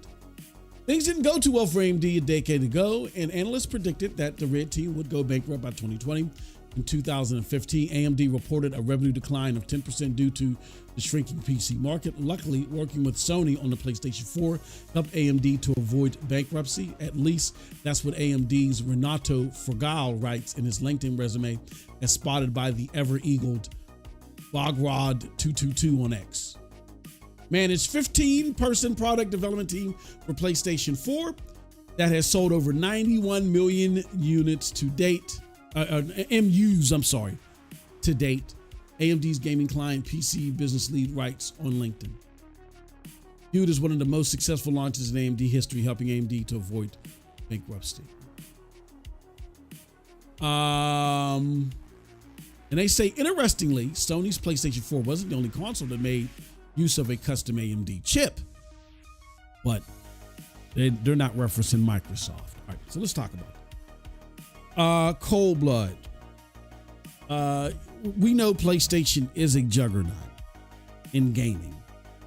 You know, its marketplace is number one. When we talk about Call of Duty, 48% of people play Call of Duty on a PlayStation console, which just boosts its marketplace up. So it's a juggernaut for a consumer because of its marketplace. And it's a juggernaut with its third-party partners, like how we see with AMD. And when I ask this question, I'm not saying like they're in any danger at all. They're not. It's bloviated crap from fanboys. But my question to you is, how catastrophic to gaming would it be, based off this story and other stuff that we know about PlayStation? How catastrophic would it be if PlayStation were to fall and there wasn't a competitor out there that appealed to consumers the same way? How bad would that be to gaming to you, based upon this story and other stuff?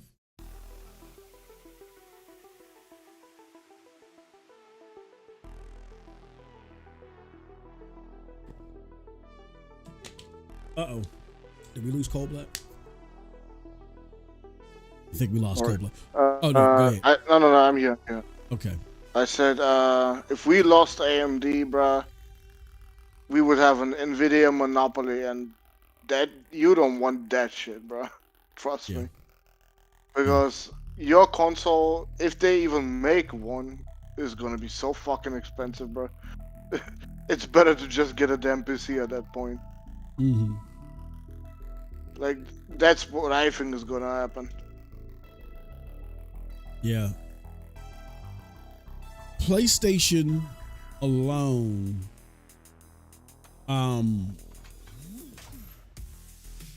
saving AMD was is huge. And we tried to tell you guys last generation. For those of you that listen to Next Gen 720, if you don't, shame on you. And the broadband bullies, you need to stop what you're doing and make sure you go follow that channel. Just look for Next Gen 720. Yeah, we often talked about this. We actually brought on a world-renowned analyst. His name was Ron Pettigrew of the Pettigrew Group. We brought him on the show, and he talked because Xbox wasn't giving anybody numbers, so we came across one of his analyst reports, and I simply called him up one day while I was at work, and I said, "Hey, Rod, this is interesting stuff. We would love to have you on the show to talk about this." And he said, "Sure. I'm coming on," and he came on, and unfortunately, the guy got harassed by you jerk offs over in the Xbox fanboy community because you didn't want to hear the truth. But he spoke to this. We talked about this in 2017, 2018, where AMD chips and the MUs were being heavily purchased by PlayStation. And if anybody was around back then, we knew AMD was in serious trouble. This really isn't news. I mean, this is the first time it's being said specifically, but we knew that the Xbox relationship was falling apart with AMD, or not falling apart. To be fair, it wasn't yielding results. And PlayStation is what saved AMD. This was a last-ditch effort with AMD getting into consoles as heavy as they did, and it was PlayStation 4 that did it for them. And PlayStation. That's why they worked on their own version of their chip for the PlayStation 5, and for all intents and purposes, except for a few hiccups here and there, like what we see with the First Descendant, all the games that people want to play, more likely than not, it's looking more favorable on paper on the PlayStation than it is the world's most powerful console. There's a reason for that. Partnerships are key in this business. And you develop partnerships when y'all make a whole lot of money together. We tried to tell y'all this last year. Y'all didn't want to listen. Y'all rejected it. I had some of the most famous content creators out there. They were hitting me up and, "Oh, this is wrong. I saw this on this forum, on this post, and all this other stuff." And I just said, okay, I got you. Like, I'm really going to believe you versus a world-renowned analyst who has no skin in the game. They're just reporting numbers. Now, years later, it is being confirmed. So I told Z, I said, "Z, don't worry about this. Don't worry about this backlash," which Z don't care. He thinks it's funny when y'all sit there and y'all put y'all foot in your mouths. But I was like, "Don't worry about it, Z." I said, "It's delayed gratification. Time will come where all this truth will come out, and now nobody can say shit about it." And they can't. So yeah, we knew this was going to happen. Why we brought him on the show. Instead of y'all sitting there saying, "Oh man, we appreciate y'all getting to the bottom of these numbers and what's going on," y'all sat there and y'all damage control about it. Why? Because instead of knowing the truth, y'all want to simply just have Xbox look good on Twitter. That's all it's about for y'all. Not here.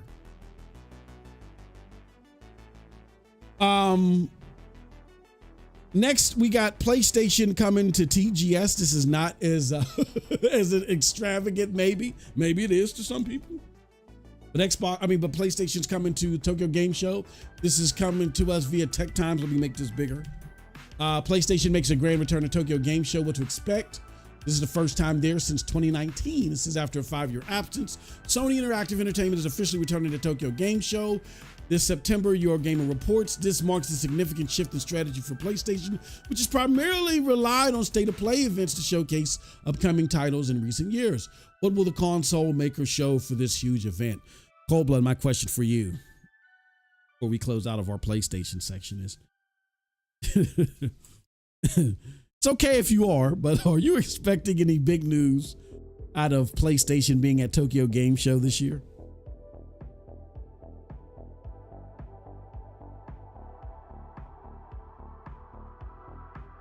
And if you're not, why do you think they're doing this all of a sudden? Look, I said it already. Like, if you are excited for an extended gameplay of Astrobot and Lego Horizon, this is gonna be your show, bro. Like, I don't see them show shit on a fucking TGS, bro. Yeah. The last time they showed something, it was Death Stranding. Mm-hmm. Not even a game made by a first-party studio. Yeah. So, I don't know where your expectations are. My expectations are hella low for this one. Yeah, me too. I think this is more, what do you call this? This is more symbolic than it is, oh, we got something to show you, we're coming. I think this is more if we're wrong, I'll be more than glad. I would love to be wrong on this, but I think this is more symbolic. Me too.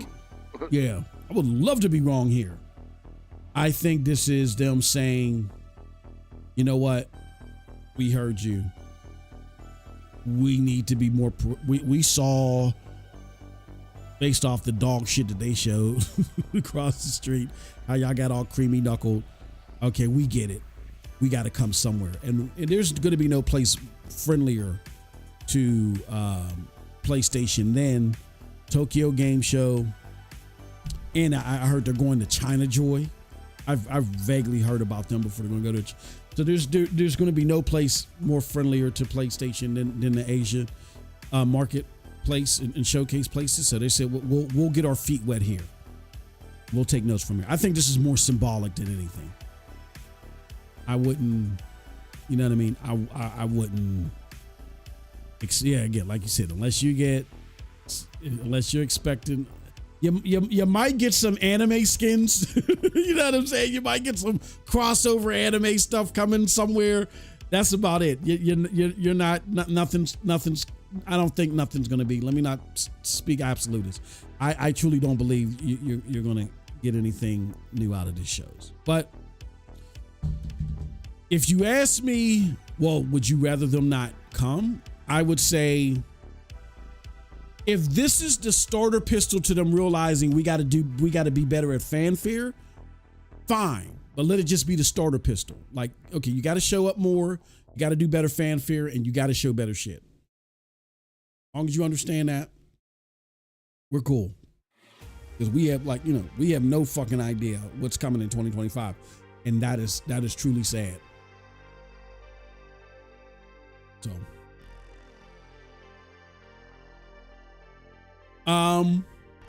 So yeah, that is it for our PlayStation news. Cobla, did you have anything else for PlayStation before we talk about the best running game on the console ever?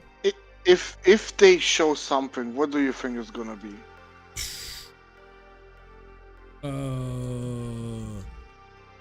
I doubt.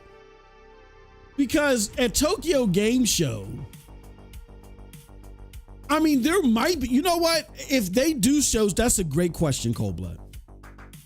If they do show something at Tokyo Game Show, I'm going to expect it to be, I would expect it to be, what do you call it? can't even. Why can't I think straight? Oh, I would expect it to be like maybe some new JRPG, some more Japanese games that they've partnered, that now they got like second and third party deals with. So I would say more games in the vein, and when I say in the vein, I don't mean in the vein like they're going to play like them, but as far as how the partnerships will form, I think you're going to see more. You would see more games in the vein of Stellar Blade. You might see a couple of games in the vein of Stellar Blade where they hopped in, they scooped up exclusive rights to, and that at best. And it might be shit that we've already heard about, like how we already heard about Stellar Blade coming when it was the other game, Project Eve. And we just, and then PlayStation finally took a liking to it and decided to fund it directly. So that's my opinion. What do you, is there anything you think they would? Are you saying we're going to see Black Myth Wukong there? Possibly. Yeah, we should see the game that they money had it. And Lost Soul aside? That would be dope. That would be nice to see those two, and then get an official date. Like my thing, bro, is it's not in reflection. My thing isn't. It has to be first party. I'm not one of those dudes. I mean, I want to see first party come in annually, definitely. But like, show us that you got a roadmap where you got content dropping all year round. Because I don't feel comfortable that I got to rely on my backlog of Stellar Blade to get me through the rest of the year. Marvel Spider-Man is a great game, but I don't feel comfortable in saying, well, that'll be the PlayStation 4 game after I beat Stellar Blade that'll close out 2024. Came out in 2023. But yeah, if they show those games and they got and they show a game that like Lost Soul, if they got a 2025 date, I'm happy. Show us some shit that's coming in the holiday too. Please. Roberto Mark said, I hope we get a Redfall PlayStation 5 announcement. Bam. Let me tell you, Redfall is such booty milk. Like everything that Xbox made is on GeForce Now. It's so much booty milk. It's not even on GeForce Now, bro. It's not even there. Nah. Like GeForce Now is like, oh, gimme. No, you can hold that one. Yeah, if they make a PlayStation 5 port, oh my, that is the worst AAA game since I keep forgetting it. Dark Sector, and I keep forgetting the other game. That's Suicide Squad. No, it's worse. I think it's. I haven't played. No, I have. I tested Suicide Squad. No, it's worse than Suicide Squad. Redfall. What is the name of that game? Oh God! It was the first game ever published by Bethesda. I keep forgetting it. I forget, but it was horrible. It's bad. Dark Sector, and those are the worst AAA games ever.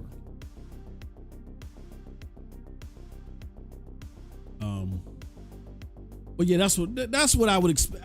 I would expect something in that range. I want you to play Rogue Warrior so bad. Rogue Warrior, that's what it. Rogue Warrior, yeah. Oh God, that game was so bad, so bad. Yeah, that game was so bad.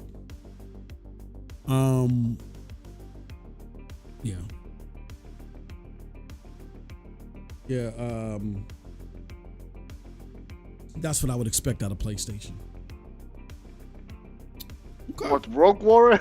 No, shit. Oh, hell no. No, I would sell my shit. I would sell my fucking. I wish they would go out there. We're remastering Rogue Warrior as a PlayStation exclusive. Nah. I'm selling this on the market. Nah. But I would expect from PlayStation, them locking up another second party deal or something like that. Shit, if Sega's going into bankruptcy, right? And we didn't talk about that. That could have been an honorable mention thing, because remember, Square Enix isn't doing so good because of PlayStation, right? But nobody want to talk about these straight in the Game Pass deals that Sega's doing, right? And nobody's blaming Xbox for that, which I don't think either one of them correlate to the companies just doing bad business. That's just them doing bad business on their own. But to help get them out of their rut, Sega could be coming back to PlayStation and saying, okay, we learned our lesson.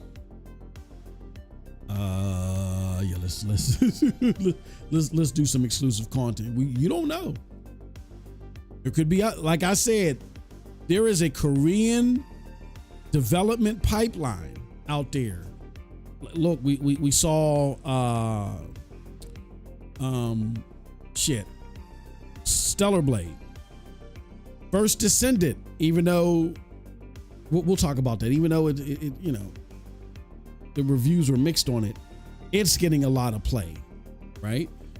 It's still top 10 as far as play is concerned, even though people are complaining about a lot of shit. We're gonna talk about that.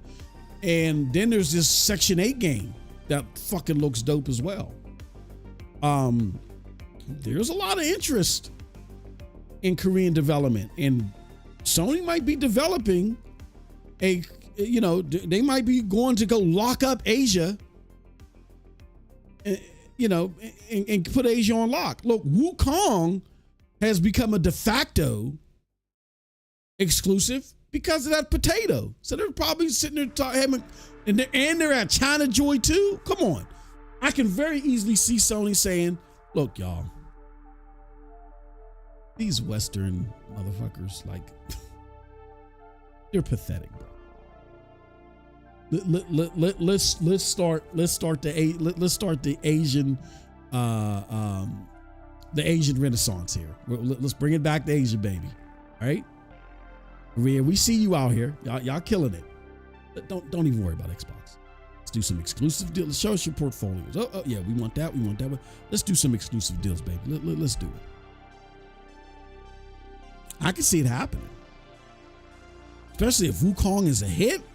Oh my God. And they're over at China Joy. Xbox couldn't even. They can't. Especially after Tango works. Oh my God. Oh my. After Tango game works, their name is Mud in Japan. They would never be able to get a deal.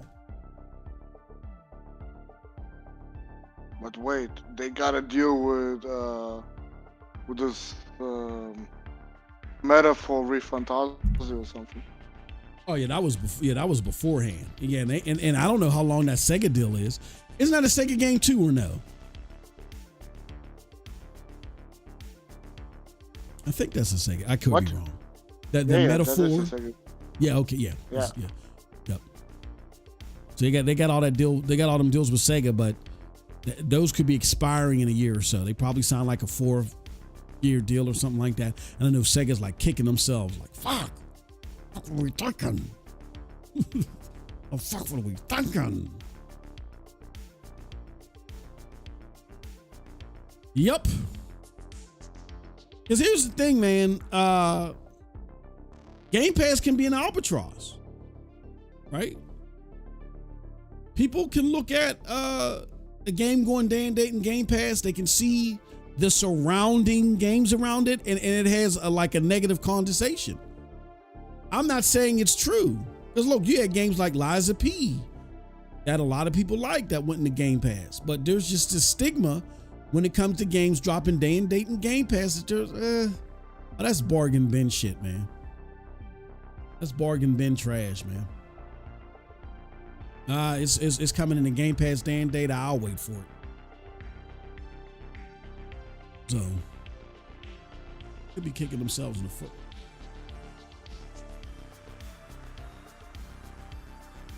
All right. Cool stuff, y'all. All right. So last, but certainly not least,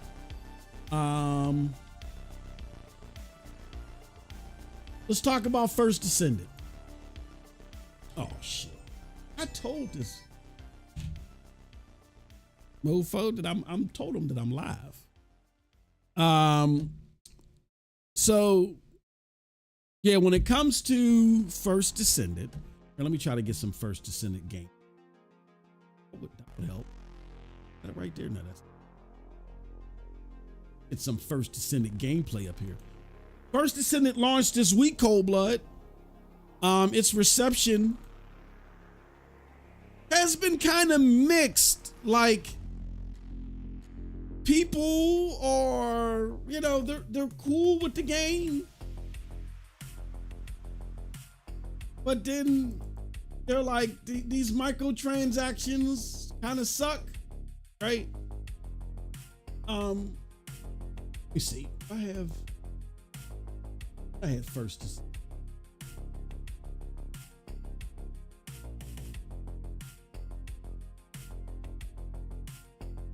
All right. So, what are your thoughts, Cold Blood? Let me put up a couple of things first. Where's first looked at its reception? Oh man, what happened to my link for the PlayStation? All right, so let's put this up. Uh-oh. This connection. What the hell? What the? Oh crap. Oh, Blood, you still there? Yeah. Oh, okay. Heard this happen.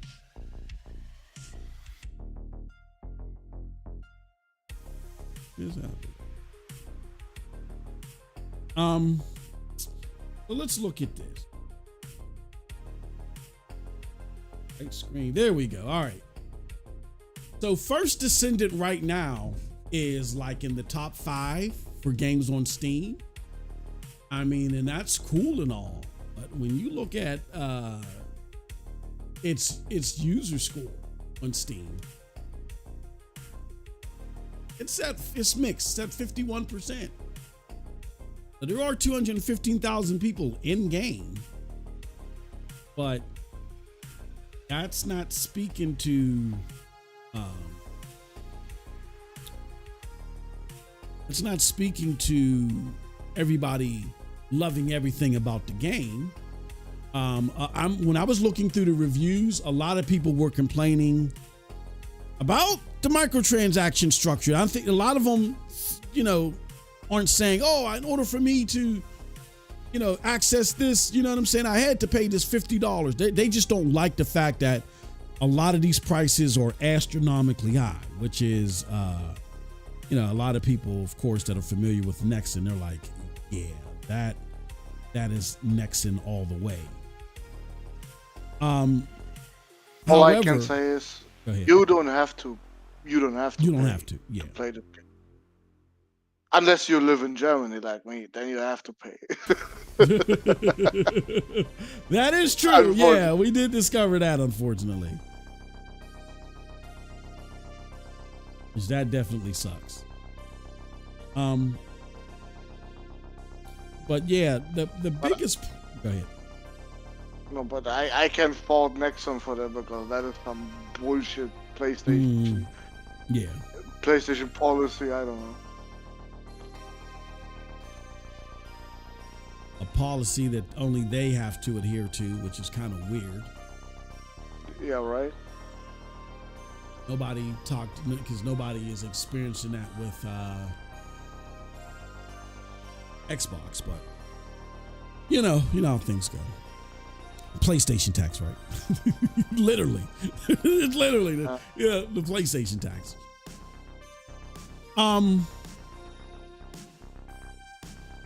But yeah, people are complaining about the microtransaction structure and the pricing, but I'm seeing a lot of PC people, and I understand where they're coming from. I'm seeing a lot of PC people, Cold Blood, complain about what do you call it? The shaders, the shader compilers. They're fucking horrible, and they're bottlenecking my game. And what I've had to do. Go ahead. Go. No, look. Blame Unreal Engine 5 for this shit.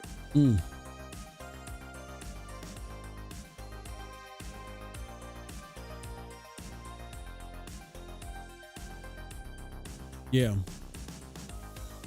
I've noticed that the shaders, or there's a lot of instability that forces me from, like, I'll be in what do you call it? I'll be using DLSS, right? And as soon as I load into an area, which maybe a lot of people don't realize they could do this, it's still a pain in the ass and you shouldn't have to do this. But when you load into an area on PC, you'll get all this instability. You'll get stuck. With some people, it's stuttering. Other people, it's what do you call that? Where it's like all out of sync or whatever. I forgot what it's called.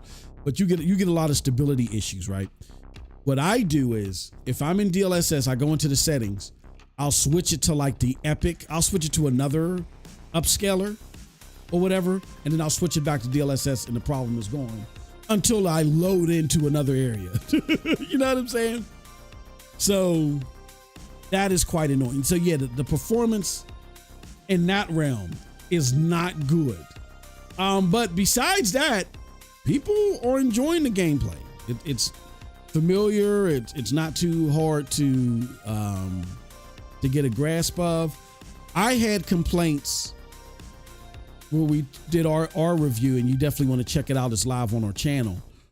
But after we did that, I was able to play a little bit while I was at work for like a good hour, and I walked away with a different aspect. Cold Blood, what do you personally make of the game after a full week of time with it? And I know you didn't get a lot of time to play with it. A full week? No, not even close. From the time I got with it, well, yeah. I like it. Okay. It's very simple. Yeah. Yeah. But I like it. Mm-hmm. Only thing they have to maybe consider is having some skins that you can actually unlock by just playing the game. Yeah. And not everything behind the fucking shop. Oh, so there are no skins. Oh no!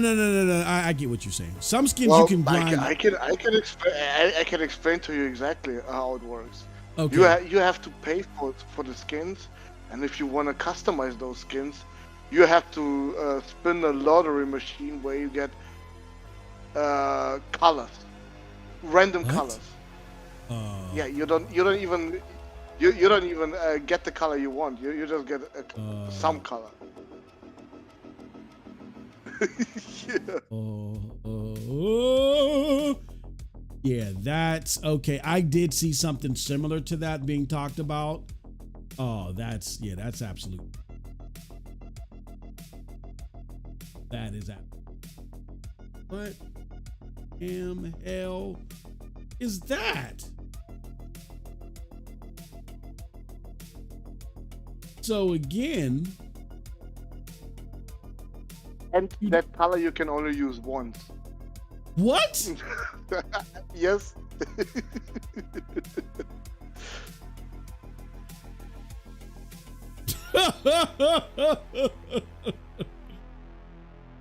Okay. Well, now I get it. So are you okay? So can you grind? Even though the whole setup is stupid, can you do I have to pay money in order to get the skins, or can I grind to get the skins and get these colors, or I have to pay money? The skins, no, they are shop exclusive. What? Yep.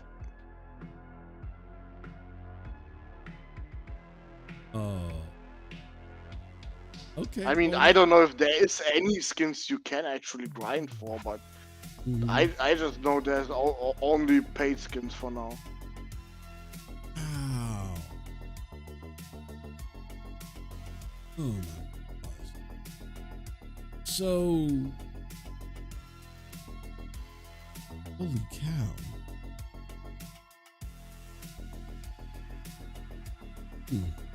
Okay.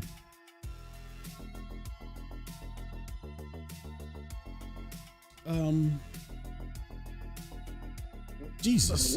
if someone was surprised by this, I would just say you just don't know what the You just don't know. yeah, You don't know Nexon. Yeah. I can admit I just didn't know Nexon. Know that they were capable. Holy shit. Yeah, that's okay. Cause that kind of sucks, man. You're building these robots and shit, and of course you're gonna want to you're gonna want to customize them. You know what I'm saying? Make them look slick, and you can't go in and do that without spending money. And then the colors for said design that you want to create, you it's a lottery. Yep. The only thing in this fucking shop that is worth anything is the battle pass. Anything else is fucking is just money wasting. Okay, so what do you get in the battle pass? A lot of stuff like boosters and shit too. I'm sorry, you get skins. what? Oh, you get okay. So you do get skins in the battle pass. Okay. XP boosters and skins in the battle pass. Yeah. Okay. Okay. Oh. And I think materials too. Okay. Okay. Yeah, but this is the only thing that is worth any money in this game. Like anything else, don't even bother. Yeah. Just get the battle pass. And I'm looking at a video here because I'm downloading some shit just to have so the Descendants cosmetic overview. I want to see this shit. Oh God, that is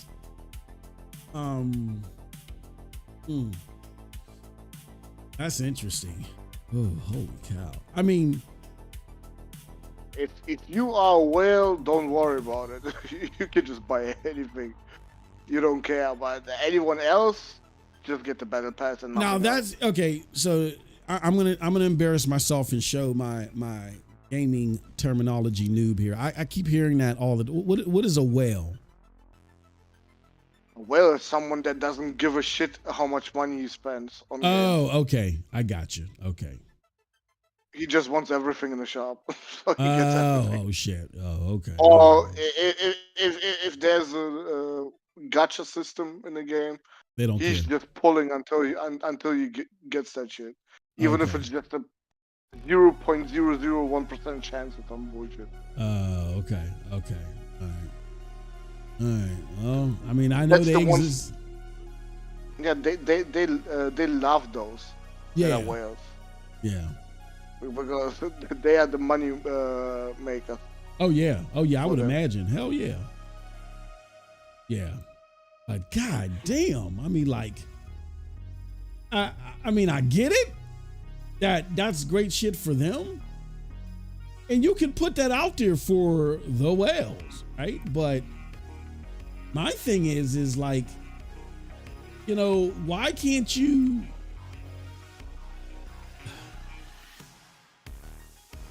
making it tough to grind for it in the first place? I'm not mad at them for it, as long as I can still access it, you know, and so forth. But Jesus, but to do it like that, like colors coming through like a lottery system, or like a game, like yep. oh my. Now I know why I mean, again, that doesn't mean I don't want to play it, but now I mean, bro, you can play the game without paying any without all fucking that money, shit. man. Yeah, exactly. Yeah, Exactly. you can. It's just gonna take you longer.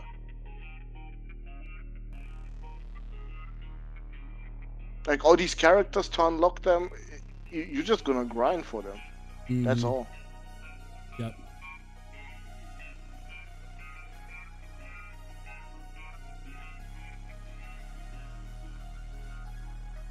And I don't necessarily mind the grind for the characters. It's just the part that tricks me is the customization part.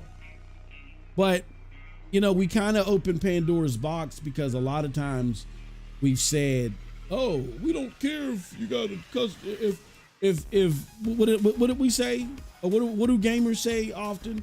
Oh, we don't care if cosmetics are locked behind paywalls." Well, goddamn. Jesus Christ. That shit, I don't care.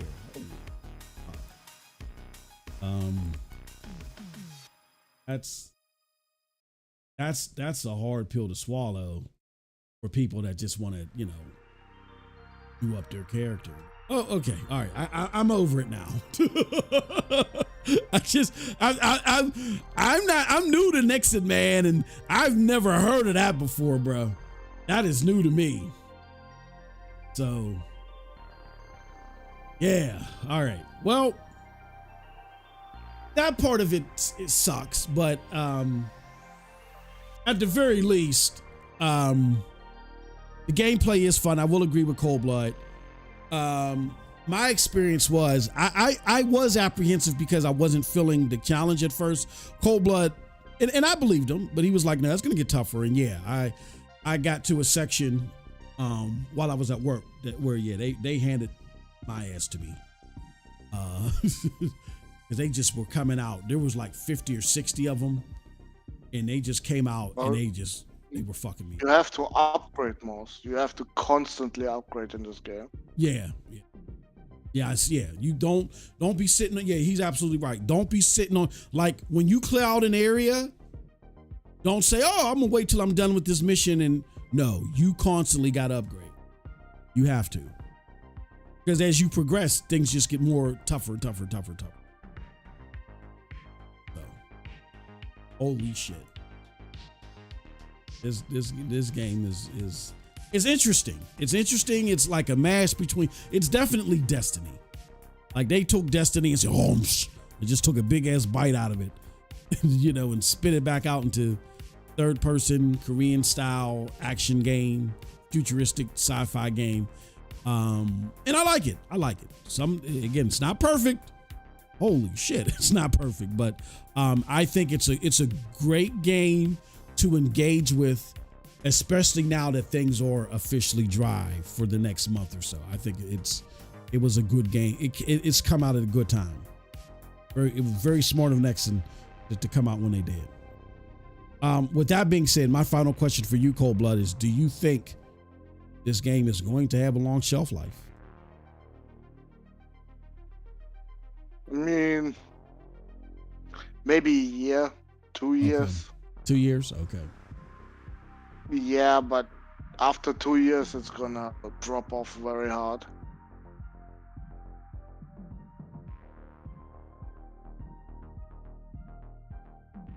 I don't. I mean, they can charge whatever they want. It's their game. It has nothing to do with free to play electness. But I don't like dealing it transactionally. I don't think things transaction. I don't say, well, technically you do this. No, like as gamers, we want to hold standards. Basically, if you want to think of it in a transactional fashion, but it's their game. They can do whatever the fuck they want. They can charge $30 million for the game. They can make you pay They can make you pay 45 cents every 5 seconds if they decide. They can do it's their game. They can do whatever they want. I'm concerned about what we embrace, and I'm kind of like I'm not going out there and. I hope look, I hope Nexon realizes this is not a game only played by Chinese people. Yeah.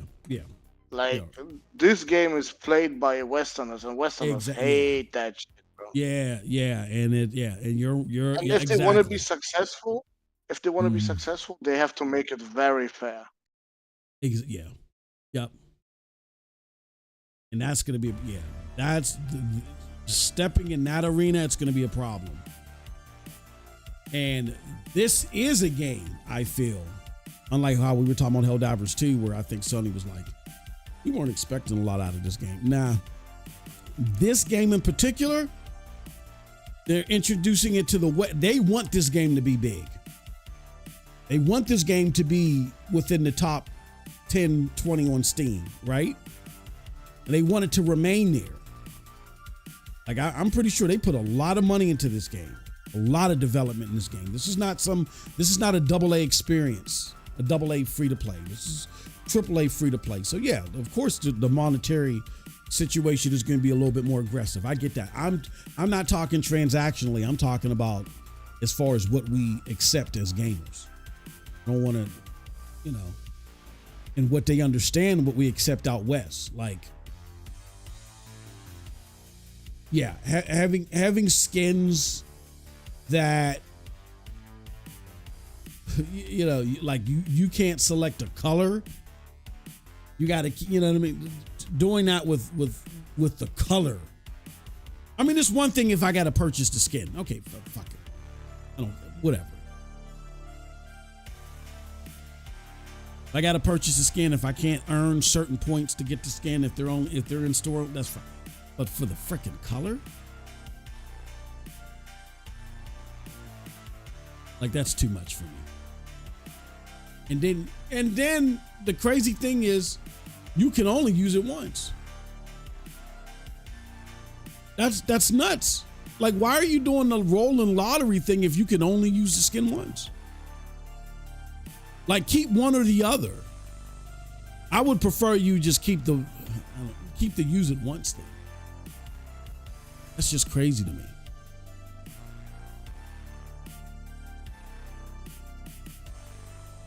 Because you're going to get a lot of activity no matter what without having to do that. For me, that's overkill. No, it's not entitlement mindset. It is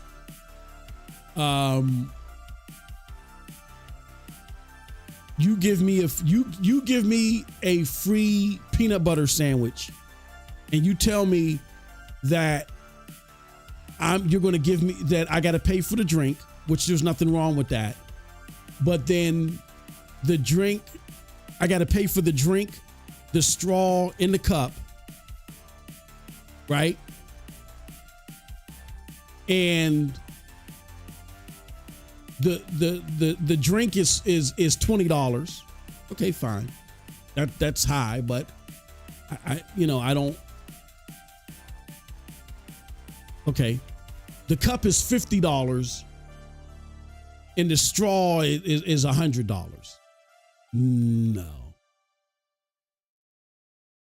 being that you're giving me a peanut butter sandwich, which is going to make it indicative to I need a drink. So basically, what it is that you don't have, like, a lot of people don't have to play this game and get skins. But it is common that when you play a game like this, like, tell me a Destiny player who doesn't play a game and doesn't update their character. Like that's your core being is that game. So that's secondhand nature when it comes to these type of games. So I know you're going to want to update your character. I know that the whole branding of your character is going to go into how you make them look. So I know, indicative to you, starting a character in this MMO type of open world games as a service title, you're going to want to upgrade your character. Just like I know if I give you a free peanut butter sandwich, you're going to need something to drink. So I try to manipulate that situation by charging you Not just for the drink, but for the cup and the straw, astronomical prices. Nah, that's there's no entitlement about it at all. It is looking at the product and looking at the structure and saying the entire package has a very sleazy element to it. Entitlement is, and entitlement is, and you're using the word entitlement wrong in entirety. You're using the slang version, which we don't often do here.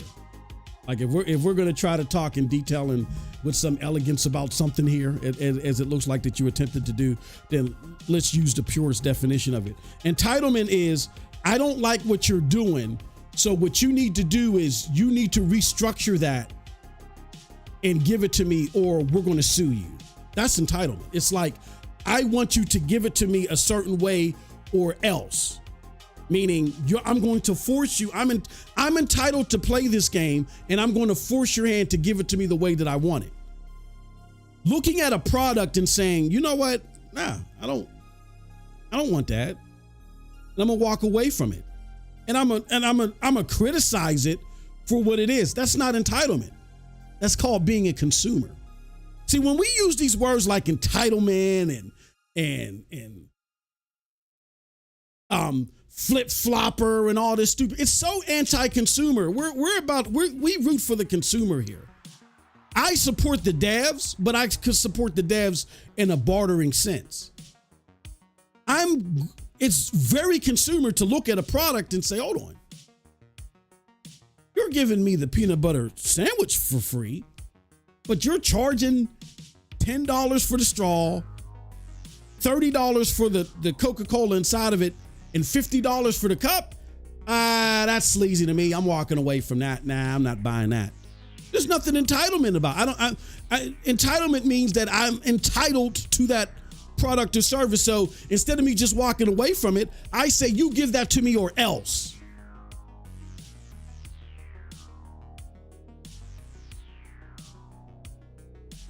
I feel like that's just your electness, and I know you're. And shout out to you. You've been here for years. I know you pop up every now and again, and you love to debate, and you love to have what you feel like is the clashing of the minds. You can't. There's no argument there that makes sense, and I know you're smarter than that. You're smarter than trying to use words like entitlement. You're better than that. You can sit there and say, I don't think there's a problem with that. I don't mind that. I feel it's their game and they can charge whatever they want. To me, that was kind of silly, but I think an unreasonable argument to have. Calling it entitlement is not reasonable. It's being contrarian. Because there's nothing entitled about criticizing that practice. I'm not entitled to playing the game if I don't like that. I can walk away from it. So yeah, we got to use the right definitions. Ron Slusher says, at least it ain't Outriders on Stadia Day One with no, hey, bruh. I'm going to be honest with you. If there was a moment where there was like a lifeboat was thrown into the water for Stadia after the whole SG&E thing, the build up to Outriders and how they packaged it to look and play a certain way Square Enix did, and then they went on that world tour with Stadia and did those different interviews and talked about how cloud was going to be the future and Stadia was the problem. If there was a moment where a life raft was sent out to someone that was drowning, only for the person that was throwing it to pop it with a pin and deflate it before it hit the water, that was it. Yeah, Outriders was, and again, as much as I liked Outriders to a certain degree, I think Outriders is not as good as First Descendant. I don't think it's good as First Descendant. I really don't. there's outside of the sleazy character, what do you call it? Outside of the sleazy customizations that I just mentioned, there's just so much more depth to First Descendant and so much more of a shelf life outside of how it performed, you know what I'm saying, at launch for anybody. That, yeah, I feel like that First Descendant is gonna do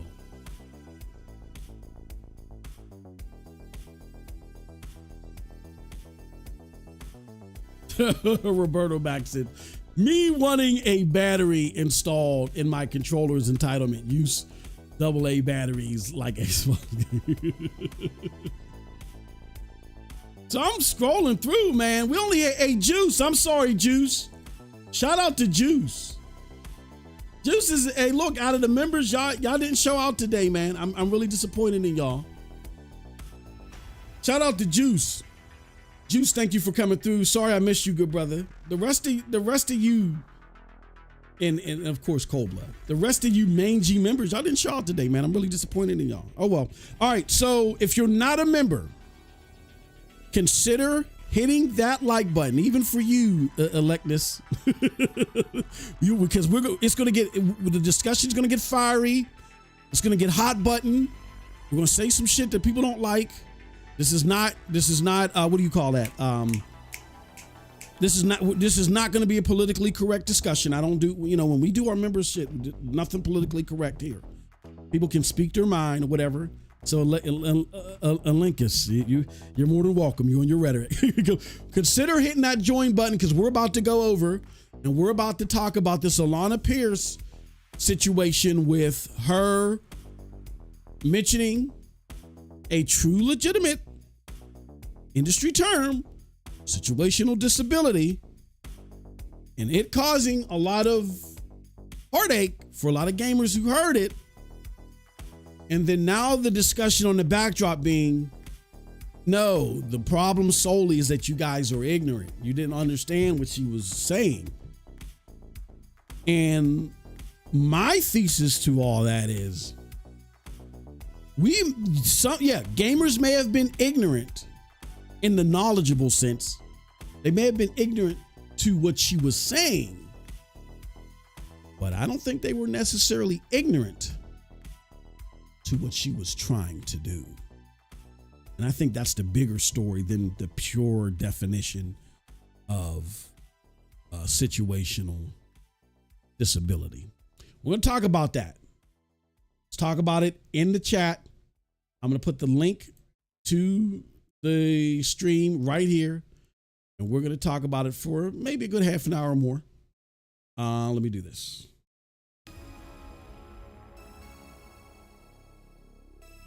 Let's see.